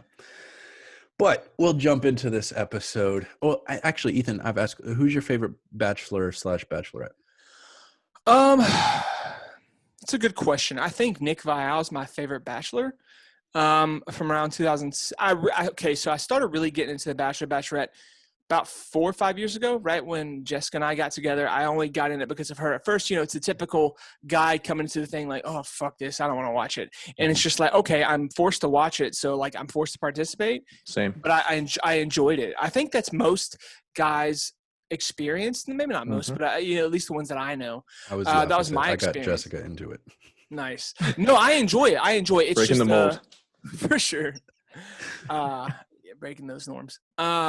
We break down barriers on this show. That's what we do. That's what this is for. Sorry, we keep interrupting you. No. So Nick is probably my favorite, but I've enjoyed a lot of Bachelor in Paradises. Those are probably my favorite seasons. I really like Demi, who was on Colton season. Yeah. Ooh, she's a little baddie. I want her to be the Bachelorette. I would love that, but I just don't think ABC would do that. And I talked about this with Jess. I wish they would, but I think it's because, it's kind of null and void my point that I'm going to make because of what we just had. But my point being was that I think she's unpredictable and maybe a little too much. But literally, we just had that, so that point's kind of gone. After Claire, all bets are off, right? I think so too. We know Demi's bi, so I think a season where we have guys and girls, that would be really cool. That would be sick. But what I think they're going to do to keep packing the punch before they open that door, I think they're just going to keep putting people of color in the position, just because Rachel went on that podcast. She was what season? She was on the season of Bachelor, I think Nick's season, and then she became a Bachelorette. And then a guy from Miami, I forget his name, he won. But anyway, she went on the podcast and just straight ripped Bachelor and Bachelorette for their lack of people of color, and that she was like the only person with a leading role. So I think they're really trying to do that. Maybe they're kind of happy Claire bounced out because this happened. Rachel came out and said this after Claire was pronounced. So as soon as Claire did it probably took it as a good opportunity. I know we'll get to that in a minute. But yeah, I think they're going to pack that punch for a little bit until they open that door. But I do see within the next 5 years, for sure, they're going to have something with LGBTQ plus, like something oriented there, I think. Okay. Yeah. Nice. All right. So we'll jump into this episode. Ethan, we just give like a general summary of like main events, and then we just talk shit about Claire. Yeah. Let's do it. I'm here for it, man. All my homies hate Claire Crawley. We do. So in the morning, the boys are pissed off, rightfully so, right? This is right after she didn't give a rose or whatever. And then Chris goes in and he talks to Claire and he tells her, we can't continue on this path we're on, because everybody fucking sees it. They see that Dale is the only Dean is from like 2 seasons ago. Dale is the only thing that she's after, right? And dude, he's going in there to fire her. Like, he already knows he's about to fire her, but dude, this is Chris Harrison's shining moment of since the history of the show. This is his shining moment right here. Yeah. Claire, don't fuck with me. Are you kidding me? That was incredible, dude. I almost started clapping when I heard that. Oh no, it was great. Jessica said, did he just cuss? I was like, yes, he did. It was great. Claire, don't fuck with me. Dude, imagine doing a job for so long. Like, this is his show. He's over. Yeah, it's literally, he owns that. I would love to be like his apprentice, and then when he's like ready to retire, I just kind of like segue and take over the reins. That would be like the easiest job ever. You get to, like, when COVID's not around, you get to go to all these like Italy, Iceland, like all these cool ass places. All you got to do is walk in there and say, gentlemen, Claire, the final rose. That's all he does. Like just It's walks just in there and narrate. says shit that everybody knows. Yep. Gotta be the sickest job. It is. And I actually read last week at one point that the producers of the show, they decided when she refused to give out a rose on that group date last week, that's when they decided, like, look, we can no longer continue with her. Like, this is not going to work. Because it was obvious she wasn't giving anybody any time or whatever. She's wasting everyone's time. She's wasting America's time, honestly, when it comes down to it. Right. Yeah. America only has so much time. Okay. Like left or just in general? Like is there a clock running out? Yeah. So doomsday clock. Okay. Yeah. God, I guess Claire Crawley's like Thanos. She has like essentially. She's the only one with the clock. She's about to snap. I think she already did. Clay mentioned it. Chris says, "Don't fuck with me," and this was after he asks if Claire and Dale had been talking before the season started, and she says, "Absolutely not. I swear on my dad's grave." But except she did allow herself to fall in love with the dude from his Instagram page. Like, her mind was made up just from his Instagram. Right? Yeah. Dude, some of the things that she was saying though, like the things that she had seen on his page made it so apparent that she had just been like just creeping the hell out of this dude's page. Like, she said some things that made it very clear that she was just doing a deep dive on his page and just like building him up. Like studying his Instagram page, like talking about his mom's death and talking about something with his sister, talking about this, that, and the other thing. It's like, okay, Claire, we get it. Like, you were stalking the hell out of this guy's Instagram page. Yeah. Which I still, even though she said that, and I don't think she's telling the truth. I think she was actually, they were like in contact. Like, there's no fucking way. Dude, they had to have been, right? I think she had to be. And she wants to soften the blow as much as possible. I mean, because she's already fucking these guys over. I know we'll get into that in a little bit, but like, she's already fucking them over. So I think she wants to say this is just real and as authentic as it is. Right. So they can in turn not feel as bad. Like, yeah, they're fucked. It's just based off raw feeling. But if they know that she kind of even wastes her time more by even bringing them there to begin with, that's they're going to get even more pissed off. Yeah. Right. I mean, and at the end of the day, regardless of whether they interacted her and Dale beforehand, like, it's very clear that her mind was made up and all she had to do was meet the guy to like cement that. And she met him and literally said, "There's my husband." Yeah. In the last episode, she said, in the last episode, she said, "I can't believe they're talking to my fiance like that," when they roasted him. Right. Like, are you kidding me? Literally This is such a waste of time. Yeah, like Jess was walking in and out because the episode had just started. And she was like, "Wait, did she just say that?" And I was like, I think so. I had to rewind it. And when she said, because I thought episode? No, it was the first episode. I'm talking about when she said, "I think I just saw my husband." And I'm an idiot on usual basis, but like when I was watching this moment, I was just like, "No, I think she just meant in general, like they're all done. I just met my husband." And went back and rewind and like, "No, but she's fucking talking about him." I'm like, "That's wild." I had no idea. That's crazy. No, she's crazy. So was he the last one that she met? Because she met guys after him, right? I think there were some guys after he wasn't the last one, and that's what made me think he was. And then I saw another couple guys, and that's why I rewinded it, is because I saw guys after him. And I was like, wait, that wasn't a general statement. Yep. Yeah, if the show wanted to play it off like that, they would have made him go last. Yeah. Or they would have cut it and edited it. Cut it to make it seem like he was last. But then you'd probably see shots of him inside with the other guys as the other guys are walking in. Sure. And I mean, on the preview, just to give a precursor to that, we see Chris ask again if they were in contact. And I think that has something to do with everybody saying that. Even before this episode, people were saying like they were talking before. Right. I mean, the boys were saying it. Yeah. As they should. Were saying it. As they should. Because it was very clear from day one that she literally only cared about him and couldn't give a shit about the rest of them. Yeah, but she admitted that I believe it was Blake Moynes, that they had contact before. Right, because he had hit her up. Yeah, he just sent her a message, and she said thanks, but no, right, and they made that very like public, and she even said like, "That's why you stood out to me, because you hit me up." Like, what was it, like her mom passed away or something like that, and he hit her up? No, her mom was dying. Her mom is in the process of kind of shitty to say, but right, yeah. So they made that very public. And that was interesting because now the thing is, did her and Dale have interactions beforehand? But it's like, I mean, it was fine with the other guy, right? Yeah, sure. Exactly. Because she shut it down, but if she just because it doesn't matter with the other guy. Yeah, exactly. At all. Yeah, because nothing came of it. Yeah, I just feel bad for these guys, man. Yeah, especially Jason, who like had this huge like Oh yeah, come to Jesus moment. We're going to talk about him. Okay, we will. Yeah, I have a lot of thoughts and stuff on this, but I want Caleb to get through it a little bit more before I jump into that. Let's talk more about Claire. Okay. So she tells Chris, like, you know, I'm in love with Dale, yada, yada, yada. So Chris goes to the boys and he's like, yo, no cocktail party, no rose, none of that shit. And he's like, Dale, can I talk to you? And he tells Dale that like Claire wants to see him. He wants them to spend more time together or whatever. And then the boys rather don't see Dale for like the rest of the day. And, you know, it's like 18, 20 hours before he comes back. Yeah. So Chris Harrison tells these boys all this shit's canceled for the day. Here, let me take Dale and give her to Claire for the rest of the day. Mm-hmm. And then they're just sitting there for a full day after that, just like twiddling their dicks. Yeah. Like, what are these guys supposed? Why did he make those guys wait? He could have told them then and there, this shit's over. Maybe he wanted Claire to tell. It's not his place. He could have had Claire tell them then and there, this shit's over. No, I agree with you. He could have. But I guess it's more dramatic if they have to sit there and stew. Yeah, fuck their feelings, I guess. This is reality TV. We don't give a fuck about their feelings. Yeah. Right. We don't give That's a fuck Chris about Harrison's people's motto. humanities. Yeah. Yeah. So Claire and Dale have their date. They talk about their feelings and all that. You know, Claire says she like loves him, and Dale says he's falling in love with her or whatever. Mm-hmm. They bone. And she wants the ring. You know what I mean? Like that's we know Dale is like the only one she's got eyes for. So that's like the next logical step. Yeah.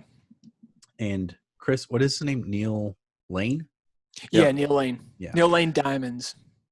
God, I wonder how much these fucking rocks are. Dude, that guy's got the easiest fucking job. Talk about Chris Harrison. Call him up. Like, it's a big fucking inconvenience. Hey, dude, we got a job for you. You got to get a ring. Oh, that's really fucking hard for me. Like, it's a big deal. Like, dude, just grab a fucking ring and be here. Like, it's not that difficult. How much do you guys think that ring costs? Like $50K? Yeah, I was going to guess anywhere between 30 to 50 was my guess. That's wild. It's a hell of a rock. It is. Are they on a payment plan, or they just get that for fucking free, or how does that work? They have to foot the bill. They get it for free. Claire's punishment. They get married. It's Claire's punishment. She does it on a firm. Yeah. How's your credit, Claire? That's a question from Chris. Ring that I got to pay for. She has to pay for it. Dale can't. Chris doesn't know. That's the follow-up question from Chris Harrison after. So, are you in love with Dale, and do you want to blow up the show? Okay, what's your credit score? You're going to be able to make this work with the ring. Yeah. So Claire goes in and she tells the boys it's over, basically. And remind me, somebody was like, you know, you owe us an apology. Boy band manager, I think. Yes. Kenny? That's his name? Kenny? I think so. Yeah. And she kind of gives a non-apology. Like, she's like, she did not say, I'm sorry. She did not. She said, I will apologize for wasting your time, yada, yada, yada, blah, blah, blah, but I will not apologize for love. But she never said, you know, I'm sorry for wasting your time. I know you guys have been here for me, yada, yada, yada. Nothing. I will apologize for wasting your time. Okay, when? Yeah. When are you going to do it? Yeah. At the season finale. Later. Let it marinate.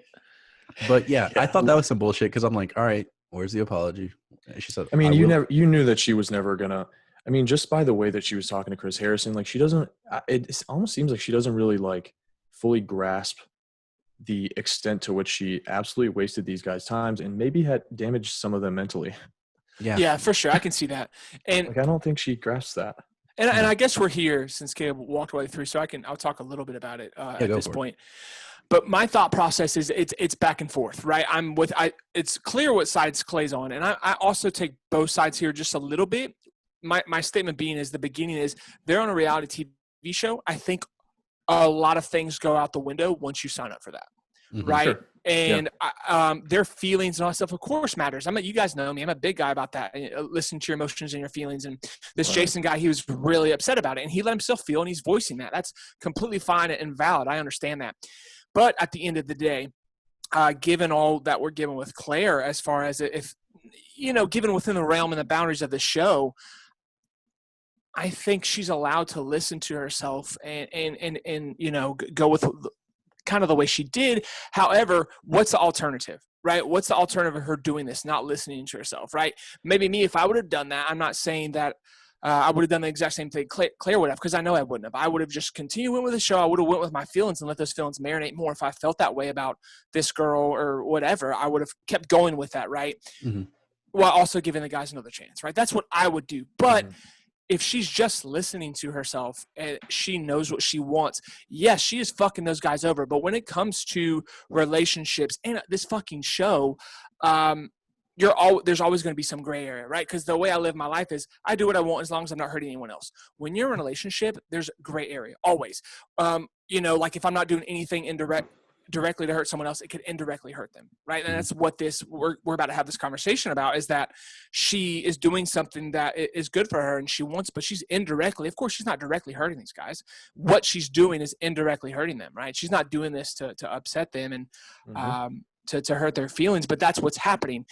And with the realm of the show, my opinion, I think she could have pushed it on, kind of like Colton did a couple seasons ago. I don't know if you guys watched that, but he knew for a while. Yeah, he sucks. I'm only say Colton, but he kind of knew Cassie was the girl, and the only time he said it for sure for the audience was when she was leaving. He said, "What the fuck? I was going to pick you. You were the one," right? And that's the only time he said it. I think that was appropriate. And that's I can't be Claire. I can't force her to do things. That's what I would have done. But at the end of the day, I'm not necessarily upset with her either, because she listened. I want to hear what you guys think for sure. My thing, I made my thoughts maybe feel a little bit more black and white than they are, but I don't think I misrepresented my opinion of Claire. But my thing is, I think she made the right call. Like, obviously, if you know it's over, then make it be over, right? It would have been worse for her to drag it out and then still pick Dale. But my thing is that nobody in the history of the show has ever done this before. So these guys were buying into the process, right? They thought they were all going to get a fair shake. They thought that it was going to, last this long, and they were going to have this much time to like make it work. And so my thing is just that these guys all bought into the process for nothing at the end of the day, which I just don't know that, like, at the end of the day, the process worked itself out the way it was supposed to. It just happened before the show even started. And that's my thing with I'm kind of on the same page with you, Clay. So she fell in love with Dale based on his Instagram. If you take her at her word and say they didn't have any contact, she fell in love with him based on his Instagram. We all know that social media is curated. Like, you can't really truly know somebody just from looking at their Instagram. That's not going to be the real them. That's going to be the best parts of them or what they want you to see, right? That's not going to be who they actually are. I mean, at kind of like base level, maybe some people are a little bit more truthful, but most people, they just put their best selves forward. You're not going to, especially somebody who's going on a reality show, right? So she fell in love based off a social media profile. She never talked to him, if you take her at her word.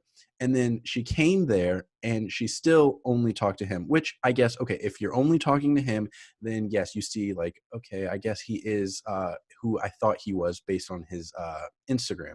But again, these are dates. These are first dates. So of course you're just going to He didn't even have a date with her until that very last moment.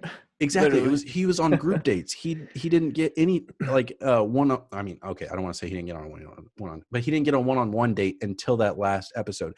And the fact that she didn't give other guys a fair shake and not doing the process like Clay was saying, that's kind of where I am like, yes, I can respect you, I guess, for listening to your feelings, but your feeling, or not your feelings, but you don't really have any facts of, like, you don't know this guy, and you didn't get a chance to know anybody else who could have been more compatible with you, right? You fell in love with a profile, an Instagram profile. That's it. Yeah, she made a decision, right? Because with us as humans, we can't control our feelings or thoughts or emotions, but she, after that, after you get that feeling or that thought for a little bit, you then make a choice. And it's very clear she made that choice the moment she met him, right? By saying, I think I saw my husband. That was she chose to say that. She can feel those fleeting feelings, but she chose that ground. And going back to what you guys said, if it's premeditated at all, then I retract everything that I said. If it's premeditated and she had these feelings before she even saw him, just say, I'm not doing this, right? I already feel a certain way, even if it's how many people met over Instagram and are dating? Like, that's a common thing. That's not a super uncommon thing in 2020, right? So beside the reality show point, if she felt that way, hey, I'm about to go on a show, but I'm seeing this dude right now and I'm kind of in it, then I don't need the point of going on a show. Then I retract everything I said, and then she's literally hurting these guys just for 4 weeks of airtime. Yeah. Yeah. Okay. And I will say, in Dale's defense, he is arguably the hottest dude on the show. And he did, and more importantly, I guess, I mean, that's probably pretty important to Claire too, but more importantly, he did absolutely kill every interaction that he had with her on the show. 100%. He's a charmer. He's a charming guy. Even the small ones, God, that dude was just on it. Like, dude, you could tell it was over in the first episode, regardless of what we like knew about Claire's feelings for him. He was just killing it. Yeah, dude. And I'm a big guy. Like with teachers, you're taught, like when I was going through classes and stuff, certifications, all about eye contact. I'm a big eye contact guy. Dude, he killed it every time. Like, he would not interject. He would not jump what she was saying. He would let her finish, wait like a second, and then talk. Like, it was class A, like, communication. So he did kill that for sure. Yeah. He also was just that knight in shining armor, and generally he was just like saying very like reasonable, like kind of things that would make her probably emotional. And he was just like, I don't know. He was like schmoozing her, but I don't, not to say that what he was saying was fake or anything. I don't know that I'm going to, well, I was just about to say that I think he's a genuine guy, but after that whole fiasco where he just like went into her room on that group date, I was in the bathroom, and then he literally shat the bed. Yeah, and then he literally shat the bed so hard on any form of explanation to the boys. Like, he literally, like such a little shithead. Oh, I think I was like, I mean, I don't know. I was just going to the bathroom, and then I don't know. I saw Claire, and then I saw y'all, and I don't know where I was. Like, what were you guys doing over here? Like, what was dude, you left right where you came from. Dude, up until this point, you seemed like a smooth talker. Now you just look like an idiot who can't put a sentence together. That was a bad instance. The rest were, I think, were decent. Yeah, like, you knew what the guys' reactions were going to be when you came back. You literally said while you're in her room that they're going to be mad at you. And then you literally had you had put zero thought into, I don't know. That was just like such a, he seemed like slow. Like, I thought he was like a quick, like, witty dude. He was just so like, I don't know. He seemed caught off guard. Like, it seemed like he shouldn't have been off guard, though. He should have been fully on guard for that. Yeah, that's true. I think it's just because he got caught, like maybe he was trying to go in there like and act ridiculous and act like he was, at the wrong place, wrong time or whatever, and just didn't have his shit together. Because he was trying to be with Claire. That was the ultimate goal, obviously. For sure. Like call a spade a spade. Like, don't act like. Who's the one guy that said? For some reason I can't. I'm so bad with their names, dude. I know, like, because we didn't get any chance to know these guys because it was all Dale. I'm about to pull up my list. I had it. One of the guys, for some reason I'm thinking his name is like DJ or something, but that's wrong. Easy. Easy. Yes, Easy. So he was like, dude, we all know like exactly what you're trying to do here. Just man up and like own it. Literally just say it. Like, it's fine. We know, just say it. And then he kept just saying like, oh no, I was just doing this and the bathroom was there and I was here and y'all were here. And and then Riley's finally like, all right, whatever, man. Right. He was like Riley and Easy, they were not putting up with his shit. Right. But yeah, so then we get some shots of the boys like discussing, and they're talking about like they don't know if Dale's ready to propose. Like we've said, it's been 3 weeks because usually it's like one episode is a week, but since this is happening like the day after she doesn't give a rose, so we're still in like week 3 here. So it's been 3 weeks. They're talking about they don't know if Dale's ready to propose and all this other stuff, and they even mention that to her when she comes in, like, how do you know it's like so soon, yada yada yada, and she's just going on about how she knows. But we get past that. Dale does propose. I don't really give a shit. But before that, Chris Harrison just informs Dale that he will be proposing. Yeah. And Dale basically puts his head down. He's like, oh, well, kind of has like a shit like reaction. Dude, he was like, she's expecting a proposal is what he said. He's like, she's expecting a proposal. I was like, I want to say he like sighed. Dude, it was so odd.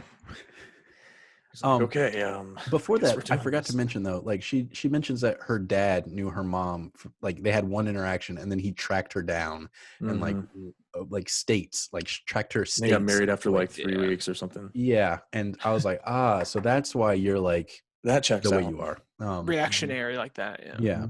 That's part of why she is the way she is. The rest of it is all her trauma she loves to talk about. Sure. which she loves to say she's over, and she clearly isn't because they drive literally every decision she makes. Yeah. Well, yeah. So Chris tells the boys that a new Bachelorette is coming, and he gives them the option to either stay or leave. And most of the dudes are like, easy. It's like, all right, we'll stay. Like, finally, fucking new Bachelorette. We're finally gonna get a chance, whatever. And the one guy who has the hardest time, and I feel the worst for, I feel bad for, whatever. You get what I'm saying? Is Jason, who we were talking about earlier, because he had a one-on-one date. One of the few guys who had a one-on-one date and is still there. The only guy, maybe. They had a one-on-one date, and Claire made him like open up his soul. It wasn't even a date. His was like a therapy session. Yeah, like she drove him to do something he didn't want to do. He was not comfortable doing that. He was not comfortable doing that at all, and he did it anyways because he cared for Claire. And he wanted to get to that next step with her, and that's why he did it. He didn't feel comfortable. That's not something he would normally have done. Right. And she coerced him into doing that. Not maliciously, just a normal date would do. But when you do that, you probably expect something back, right? Some kind of connection or something, right? Yeah. Which he obviously didn't get. And so he's having like a really rough time with this. Like, should I stay? I was really here for Claire. Like, and I feel bad for him. I'm feeling for this guy. But I'm glad he ended up staying because, I mean, yeah, me too. I don't think he's going to actually stay though. You think he's going to leave? Yeah, I mean, they showed in the preview for this week, like a couple of the guys are like, yeah, I just don't know about Tayshia. Like, I don't know if I should still be here. And he's clearly, they show him for a bit, and he's clearly like having a tough time. Do you think that's a smokescreen? Like, you know how they do with some of those previews? I think that guy should go home. Well, not just him. I'm talking about the other guys who say, I don't know about Tayshia. Oh yeah, definitely. I think a good amount. I think a lot of them are just happy to be there. I think one or two leave. Like, who's the Canadian guy? Blake? Yeah. Okay, so Blake, I don't really see being there to be on TV. Jason, I don't really see there being there to be on TV. There's two Blakes, but the other Blake didn't get much airtime, right? There's Blake Moynes, the guy that we have discussed earlier. Okay, and then there's another Blake. I think he's still there, right? Blake Monar from Phoenix, Arizona.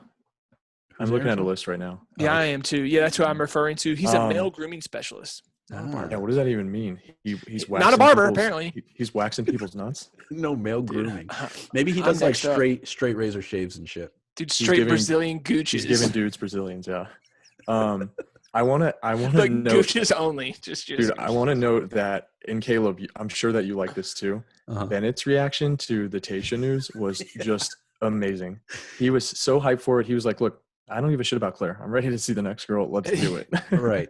Bennett is. He was hyped, dude. He like sat back in his chair. Bennett. I think he crossed his legs. He was like, "Let's go." Yes. Yeah, he was pumped. I mean, he went to Harvard, man. He's a smart guy. Meanwhile, a couple of the guys were like struggling, and he's just like, "Let's get it." And that would be me, dude. I know we're not that far yet. We'll get there in a minute, but like that would be fucking me. I'd be like, "Hell yeah, let's do it." Yeah. No, yeah, we're at the end. Go ahead, talk about it, Ethan. Okay, yeah. So, well, can we talk about like the Tayshia part, like input her yet, or? Yeah. Because I mean, we didn't get much of her. Like Tayshia anyways. Pulls up in the limo. Chris says they have like a little cheeky conversation, like, "Oh, what are you doing here?" Oh, you know what I mean? And then like we see her go to the door, and then we get the to be continued. Yes, so I'll speak on it for a little bit. I love Tayshia. She was on Colton's season. She made it to the final 3. She's such a badass girl. Like, I really genuinely enjoy her. She even fucking like Colton is a whole nother bag of shit in itself. But like when she comforted him, I think about that all the time. She comforted him when he broke up with her in a shitty way. Like she's so mature, and I love her, and I'm so pumped for this, but I fucking hate it at the same time. She deserves 30 guys, however many it is, 32, right, Clay? Double of what it is now. Yeah. And there's 16. She's stuck with half. And honestly, maybe I'm biased, but I don't give a fuck about really any of these dudes. Like, I'm not into it. No, me neither, really. Dude, I like Dale. Bennett. Yeah, Bennett's tight, but dude, he's fucking weird too. Tayshia would have gone for Dale too. My top truly probably. I mean, Dale looks like a fucking Aaron Judge, but a better version. Yeah, better. Yeah, my top 3 looks. I mean, this dude's Adonis. Bennett, Easy, and Riley, I think, are like my top. Riley's real as fuck. I love Riley. Yeah, Riley's the man. Easy's pretty cool. I want to see. I like the boy DeMar. band. He doesn't get much screen time, but I did like DeMar.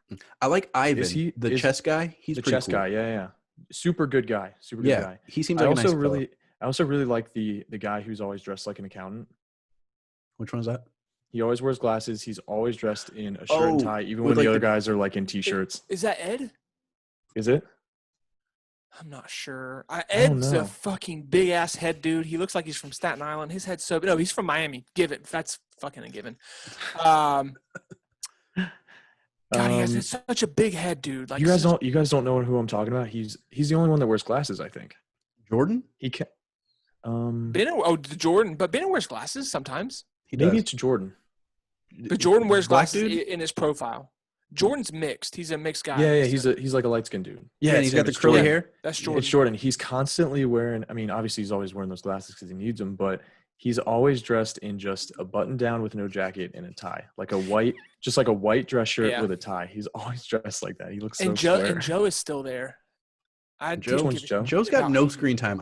I know nothing about Joe. Fuck Joe. Yeah, and also, speaking of fuck Jay. I do not, dude, that dude is entitled for looking like fucking Master Splinter from Mutant Ninja Turtles. Like, he's so ugly, dude. Like, I'm like, why do you think he's entitled?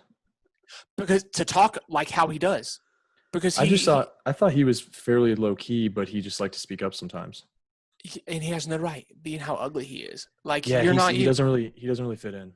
At all. Like, I'm being a little overzealous here, but like he annoys the piss out of me. Like he's like the size of my leg, and he talks with a big chest. I'm like, dude, what the fuck? Like, yeah, he makes me so angry. I didn't like him at all. There's one other guy that has like gray, scraggly hair that I feel like shouldn't be on the show. Do you guys know who I'm talking about? He kind of reminds me of Jay. When you're describing these dudes, I'm just going through this list and looking. Yeah, gray, scraggly hair. Was it Brendan? Maybe he's still there. I think, or is Brendan still there? I think it's not Brendan. Brendan is still there, I believe. Mm-hmm. I forget who it is, but Ben. I like Ben. Ben's pretty cool. Yeah, I like Ben too. I picked him every time in our league, Caleb. I think most people did as well. Yeah, I like Ben. He was picked a lot. I liked Paige, but he was only there for the first week. Obviously, I'm partial to him. He was like tattooed from head to toe, but he looked really cool. I think he was like a chef. He was like an alternative dude, whatever. I liked him, and that's when I was like, well, fuck Claire. Yeah. At that point, we were done with her. Yeah. You hate to see it. I'm sure you guys talked about this before, but fuck Yosef forever. I'm sure you guys talked about previous episodes. Dude, that guy. So I said last week when we were talking about it, I said, so we thought that Yosef was the villain, but with the way that Claire conducted herself, maybe it turns out that he's actually the hero. Oh God. No, that guy's a jackass. No, he's a real douchebag. My thing was, speaking of entitlement. Yeah, his whole thing was like, what if my daughter saw me in my underwear playing dodgeball? But literally the performance that he put on when he just went over to Claire and basically like tried to rip her a new one, he literally was like, I'm embarrassed to be acquainted with you. I'm embarrassed to be in your presence, basically. And that whole interaction, especially as he was walking away, like yelling at her, he was like cutting her off when she was trying to talk. Like that whole interaction, I hope, to his daughter is way worse than him taking his shirt off to play dodgeball. Yeah, right. Like just being himself. Like who gives a shit? Like I'm sure my kids will fucking see me. Okay, that's weird. But like I don't give a shit. Like I'm gonna be myself at the end of the fucking day. Like who gives a fuck? Like that's so opposite of me. Like I literally wanted to. Like I did not even want to have a discussion with that guy. I'm like, I just want to like text him, be like, please fight me. Just fight me, dude. Like I hated him in that moment. Yeah. I was like, how dare he have the audacity to do that? Like he was on a mission to just to hurt her feelings. To make a scene. What's his end goal? Yeah. What's his end goal? What was the end goal? Nothing. His end goal was, I guess, to get kicked off the show. I don't know. Because literally as soon as they came back from dodgeball, he was like, oh, I'm gonna have a word with Claire about this. And then like there was no solution that he wanted. He was like, yeah, and he even started by like, okay, if you will just give me a few minutes to speak, like I just want to say my piece and then get it out there. And as he was talking, it started off like fairly tame. Yes. And then he just got more like aggressive with it. And even she was still letting him speak for minutes and minutes. And he just like devolved into just completely shit talking her. Yeah. It literally kept climactic, kept rising. And she did not each thing he said was like shittier than the last. She didn't interrupt at all. And then he had the audacity after that. Yeah, I know you're going to say. Go ahead. Yeah, and then she finally was like, he paused for a little bit, and she was like, okay. now it's my turn to talk. And he was like, no, I'm No. not done. Yep. And she was like, no, bitch, I let you talk. Now you're going to fucking let me talk. Dude, I for a literally just solid gave you, 3 to like, 4 minutes. Literally Yeah. just gave you like 5 minutes to just shit on me. Now it's my turn, you piece of shit. Right. And she No, yeah. took it like so well. Like her face didn't change. She like didn't alter the course of his fucking spit shooing, whatever. Yeah. Yeah, that's the word I was going for. Until they spit shooing. Yeah, I meant to say shit spewing. spewing. That's what I was going for, but spit shooting. That's what we're doing. Until yeah, they like, started going back and forth. That's when she started like getting like hype about it. correct. Yeah. Which, I mean, fair. Yeah, true. All right, but Yeah. back to Tasha. Question. So it appears based on this edit that Claire blows up the Bachelorette. She goes on a date.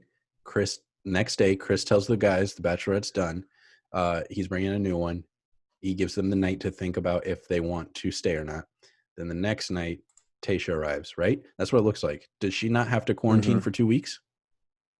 Maybe. Okay. So here's the theory. They Mhm. knew that this was going to go down and brought her in early. So they just had her on standby because they knew Claire was about to fuck shit up. That means they would have had to bring her in. What That's else? a What else fair makes? point, Caleb. That what means they else would have had to makes bring her sense? in the second episode. Right. At the Well, she said she- latest. Or the said first she met episode her- because this is still week 3. Yeah. Dude, I had heard that they'd only film for 2 weeks. Well, maybe they're because they don't have to travel. Maybe it's on a faster pace. You know what I mean? Because usually it's a week because they have to travel to That's true. wherever Point they to go. point, and they weren't doing that. Yeah, And it's given fair. The Bachelor, they're able to get extra takes and extra footage. Yeah. That's Okay. not. I mean, that's not a difficult thing for them. that was the only thing that seemed weird to me because at the beginning of the episode they made this whole big deal about the dudes quarantining there for like 2 weeks and making sure they were all COVID free and all That's that. true. Once And that then happened, Tasha it just never. kind of came in. The guy I was thinking of is Zach C. Zaxby's? Yeah, basically. Gray-haired guy. Snaxby's. Oh, the Yeah. addiction. That guy looks like he's done some hardcore heroin in his day. Well, that's why he's an addiction specialist. That's what I'm saying. Like he knows. I mean, you lived can't the life. be. How do you think you become a specialist? He's got to know his shit first. Gotta try that shit out first. I wouldn't want to have an addiction specialist if you're not good at addiction first. Wait, how do you even know what you're talking about, bro? I guess Tell you me what to don't. do. Like be a moderate addict, and then you get to like there's like levels to this shit. Yeah. All right. So next question. God, I lost my train of thought. Oh, Tasha. Guys, I feel like that we're gonna leave type smokescreen they were giving. And then we see Chris Harrison say, "All right, I've got some more news for you." I feel like that's them bringing more guys in. I think they have to. And they made it sound like something big was going to happen, and that would be the only thing. Mm-hmm. No matter what scenario is going to be produced from this, it's going to be some sort of negativity, right? Either that being said, either from the guys or me not liking it, us not liking it as an audience, it's not going to be perfect because you have a multitude of scenarios here, right? I think the fairest scenario, which sucks, and probably most people like this, but I think the best scenario would be say, sorry, guys, you had your chance. Yep. Yeah. Just scrap it. Scrap it. Get 30 guys in, start it over, give Tasha a fair shot. Because, yeah, Clay brought up the fair point is that from the sample size that we have, I literally, I know we're all in a fantasy football. I think of it that way. Everything that's happened, we have this huge this sample size of what's occurred, but just because something's occurred thus far, or hasn't occurred rather, doesn't mean that it can't. That my point being is that the way that Claire's season went doesn't mean that it wasn't a possibility. Just because it hasn't happened yet doesn't mean that it's out of the realm of possibilities. And that's why I kind of side with her a little bit more than I do with the guys. Because at the end of the day, if it was me, yeah, I'm sure my feelings would be on the block. And maybe I feel a little bit different. If my emotions were invested, it's easier to be said than done. But I think I'd just be like, well, tough titty, bro. It is what it is. And it sucks. But like, it's a fucking reality show. Like this isn't real life, you know? So just give what you take. And if I was Tasha, like I want her to do justice. I don't give a fuck about these dudes at this point. They're there for the Bachelorette. The Bachelorette got what she wanted. Yes, it was shitty. I care about Tasha now. Claire's done. Dale's done. They're gone. That's in the past. Let's focus on this future. And you're trying to make amends with these contestants that were there. And yes, they got the short end of the stick. And I do feel bad for them. Right. But in she's reality, gonna have to deal with that. Exactly. Dude, how much baggage is she going to have to get for Claire's toxicity, right? Lack thereof, maybe not that harsh of a term, but Claire's baggage that she gave to these contestants, how much is Tasha going to have to pay for that?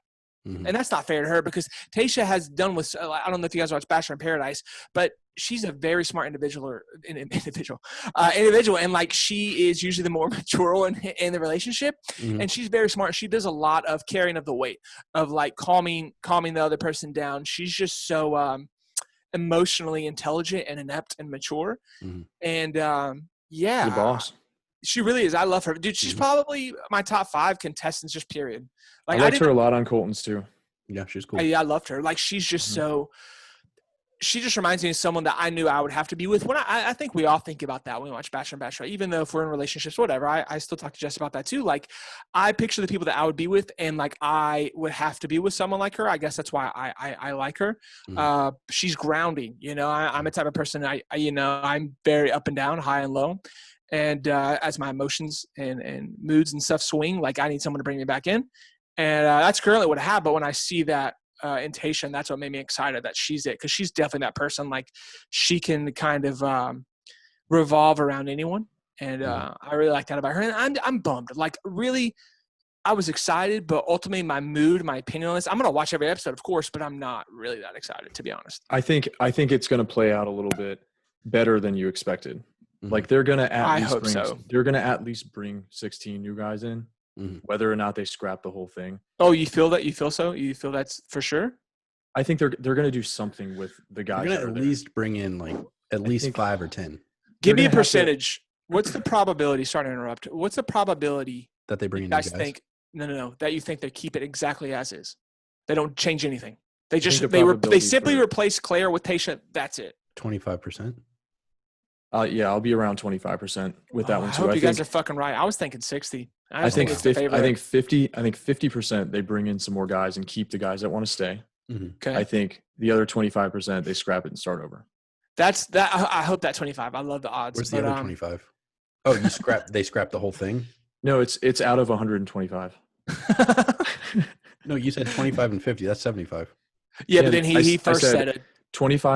25% chance they just keep the guys that are there and they don't bring anyone new. Okay. 50% chance they keep the guys that want to stay and they bring some new guys in to join them. Mm. The other 25, if you would have been listening, Is they scrap it and start over. Okay, so sorry, I'm taking over Caleb's fucking job, but it's just in my head. You're good, So say that they do bring that the 50% chance where they bring in 16 new guys, they keep the other guys. What's the probability of Tayshia picking an old guy, original? I think it's super low. I don't think she's going to want. Low. Yeah, I think it's 0 to 5%. I think Bennett new guys has a depends good, on the guy.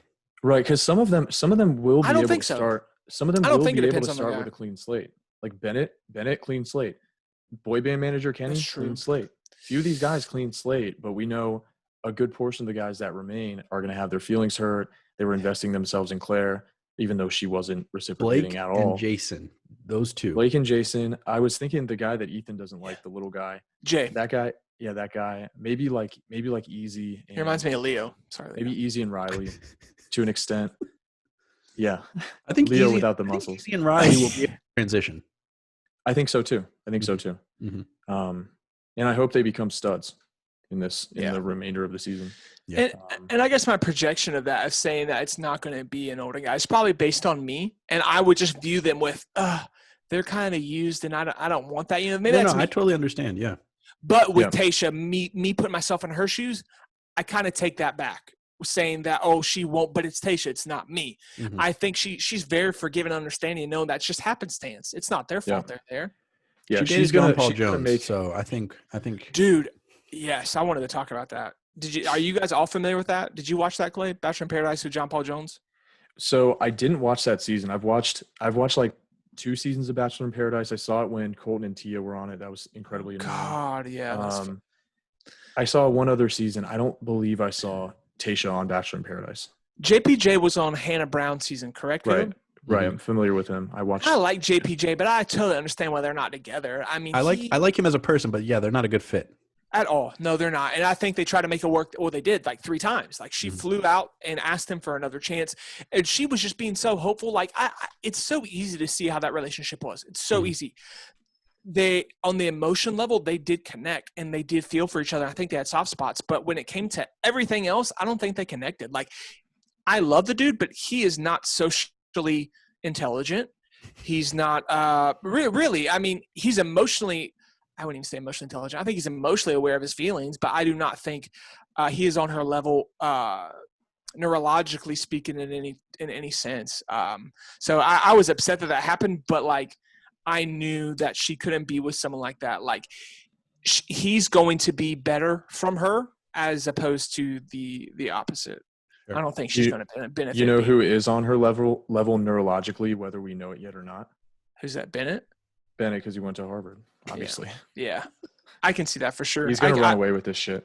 I think so, dude. I think he's ready. And Tayshia's for sure like that. She's just, everything positive on the neurological scale, everything emotionally, socially, just straight up intelligence and aware of her surroundings. And she doesn't project at all. So I think we'll see a lot of, opposite of like Hannah Brown season. I think Hannah Brown was very reactionary, very emotionally responsive. And so was Claire. Oh God, of course, the little bit that we got for sure. And Colton was like that too. Yeah. Rachel's season, I think her and Tayshia are going to be pretty similar. Just very well-rounded. Dude, so we were talking about it before, and I know we're ending up here, Caleb, but I was saying that I liked Becca because I felt like she was kind of like that. And I missed Becca's season. Yeah. I thought Becca was just like kind of a straight shooter. She wasn't like super emotional or reactionary. Yeah. She just like went with what was happening and kind of made shit work. Yeah, I love Becca. I liked her a lot. I like the other Becca too. She just got unlucky. She had to deal with Colton's bitch ass. And you guys know how her other relationship ended up. That when she won the Bachelorette, Garrett, and they're now broken up. I heard a bunch of like kind of like racist stuff came out about him. Yeah, for sure. Because he was liking the thing that molded it all was he was liking transphobic things on Instagram, like straight up making fun of trans people, and he liked it. And then she made like posting things saying like it's better in the past or whatever, kind of throwing shade at him. But they broke up because he's pretty much just very far right and socially problematic. Well, Tayshia's gonna kill it. We're gonna be watching with bated breath. Yeah. Hopefully she gets some new guys. I hope so, man. I'm excited to see where it goes. I think this next episode will be my kind of like litmus test, I guess, for like how I'm going to feel for the rest of the season. Oh, yeah, for sure. So, of course, it's going to set the base for us. Yeah, exactly. Well, thank you, Ethan, for joining us for Bachelorette Talk. We'll definitely have you back on at some point. Make sure you follow us on Instagram at masters.cultureverse. Email us, masters.cultureverse@gmail.com. Shout-outs, announcements, questions, whatever you want. You know the drill. Follow us on YouTube. Just search Masters of the Cultureverse, and we're right there. I'm Caleb. That's Clay. Thanks, Ethan. Ethan, you have anything you want to plug? Socials, anything like that? Nothing. I'm pretty irrelevant. So he's pretty irrelevant. Mr. Irrelevant. That's me. Mr. Irrelevant. I mean, he does have his own podcast, for the record. Yeah, you can check us out whenever we do. We're on a little bit of a hiatus, but We Don't Know Network. I run a We Don't Know Sports, if you guys want to check that out. It's just me at the moment on We Don't Know Sports. If you guys ever want to give a fuck about sports and like to hear a lot of cursing with sports, then check us out. If you ever want to give a fuck about sports. Yeah, if you ever want to, you want to give a fuck. Now's the time. If you've ever considered giving a fuck about sports. Now's the time to consider it. All right. Thanks, Ethan. Yeah, guys, next time. We'll see you guys later. Bye. Peace. Hey, down. Big addition, I can go.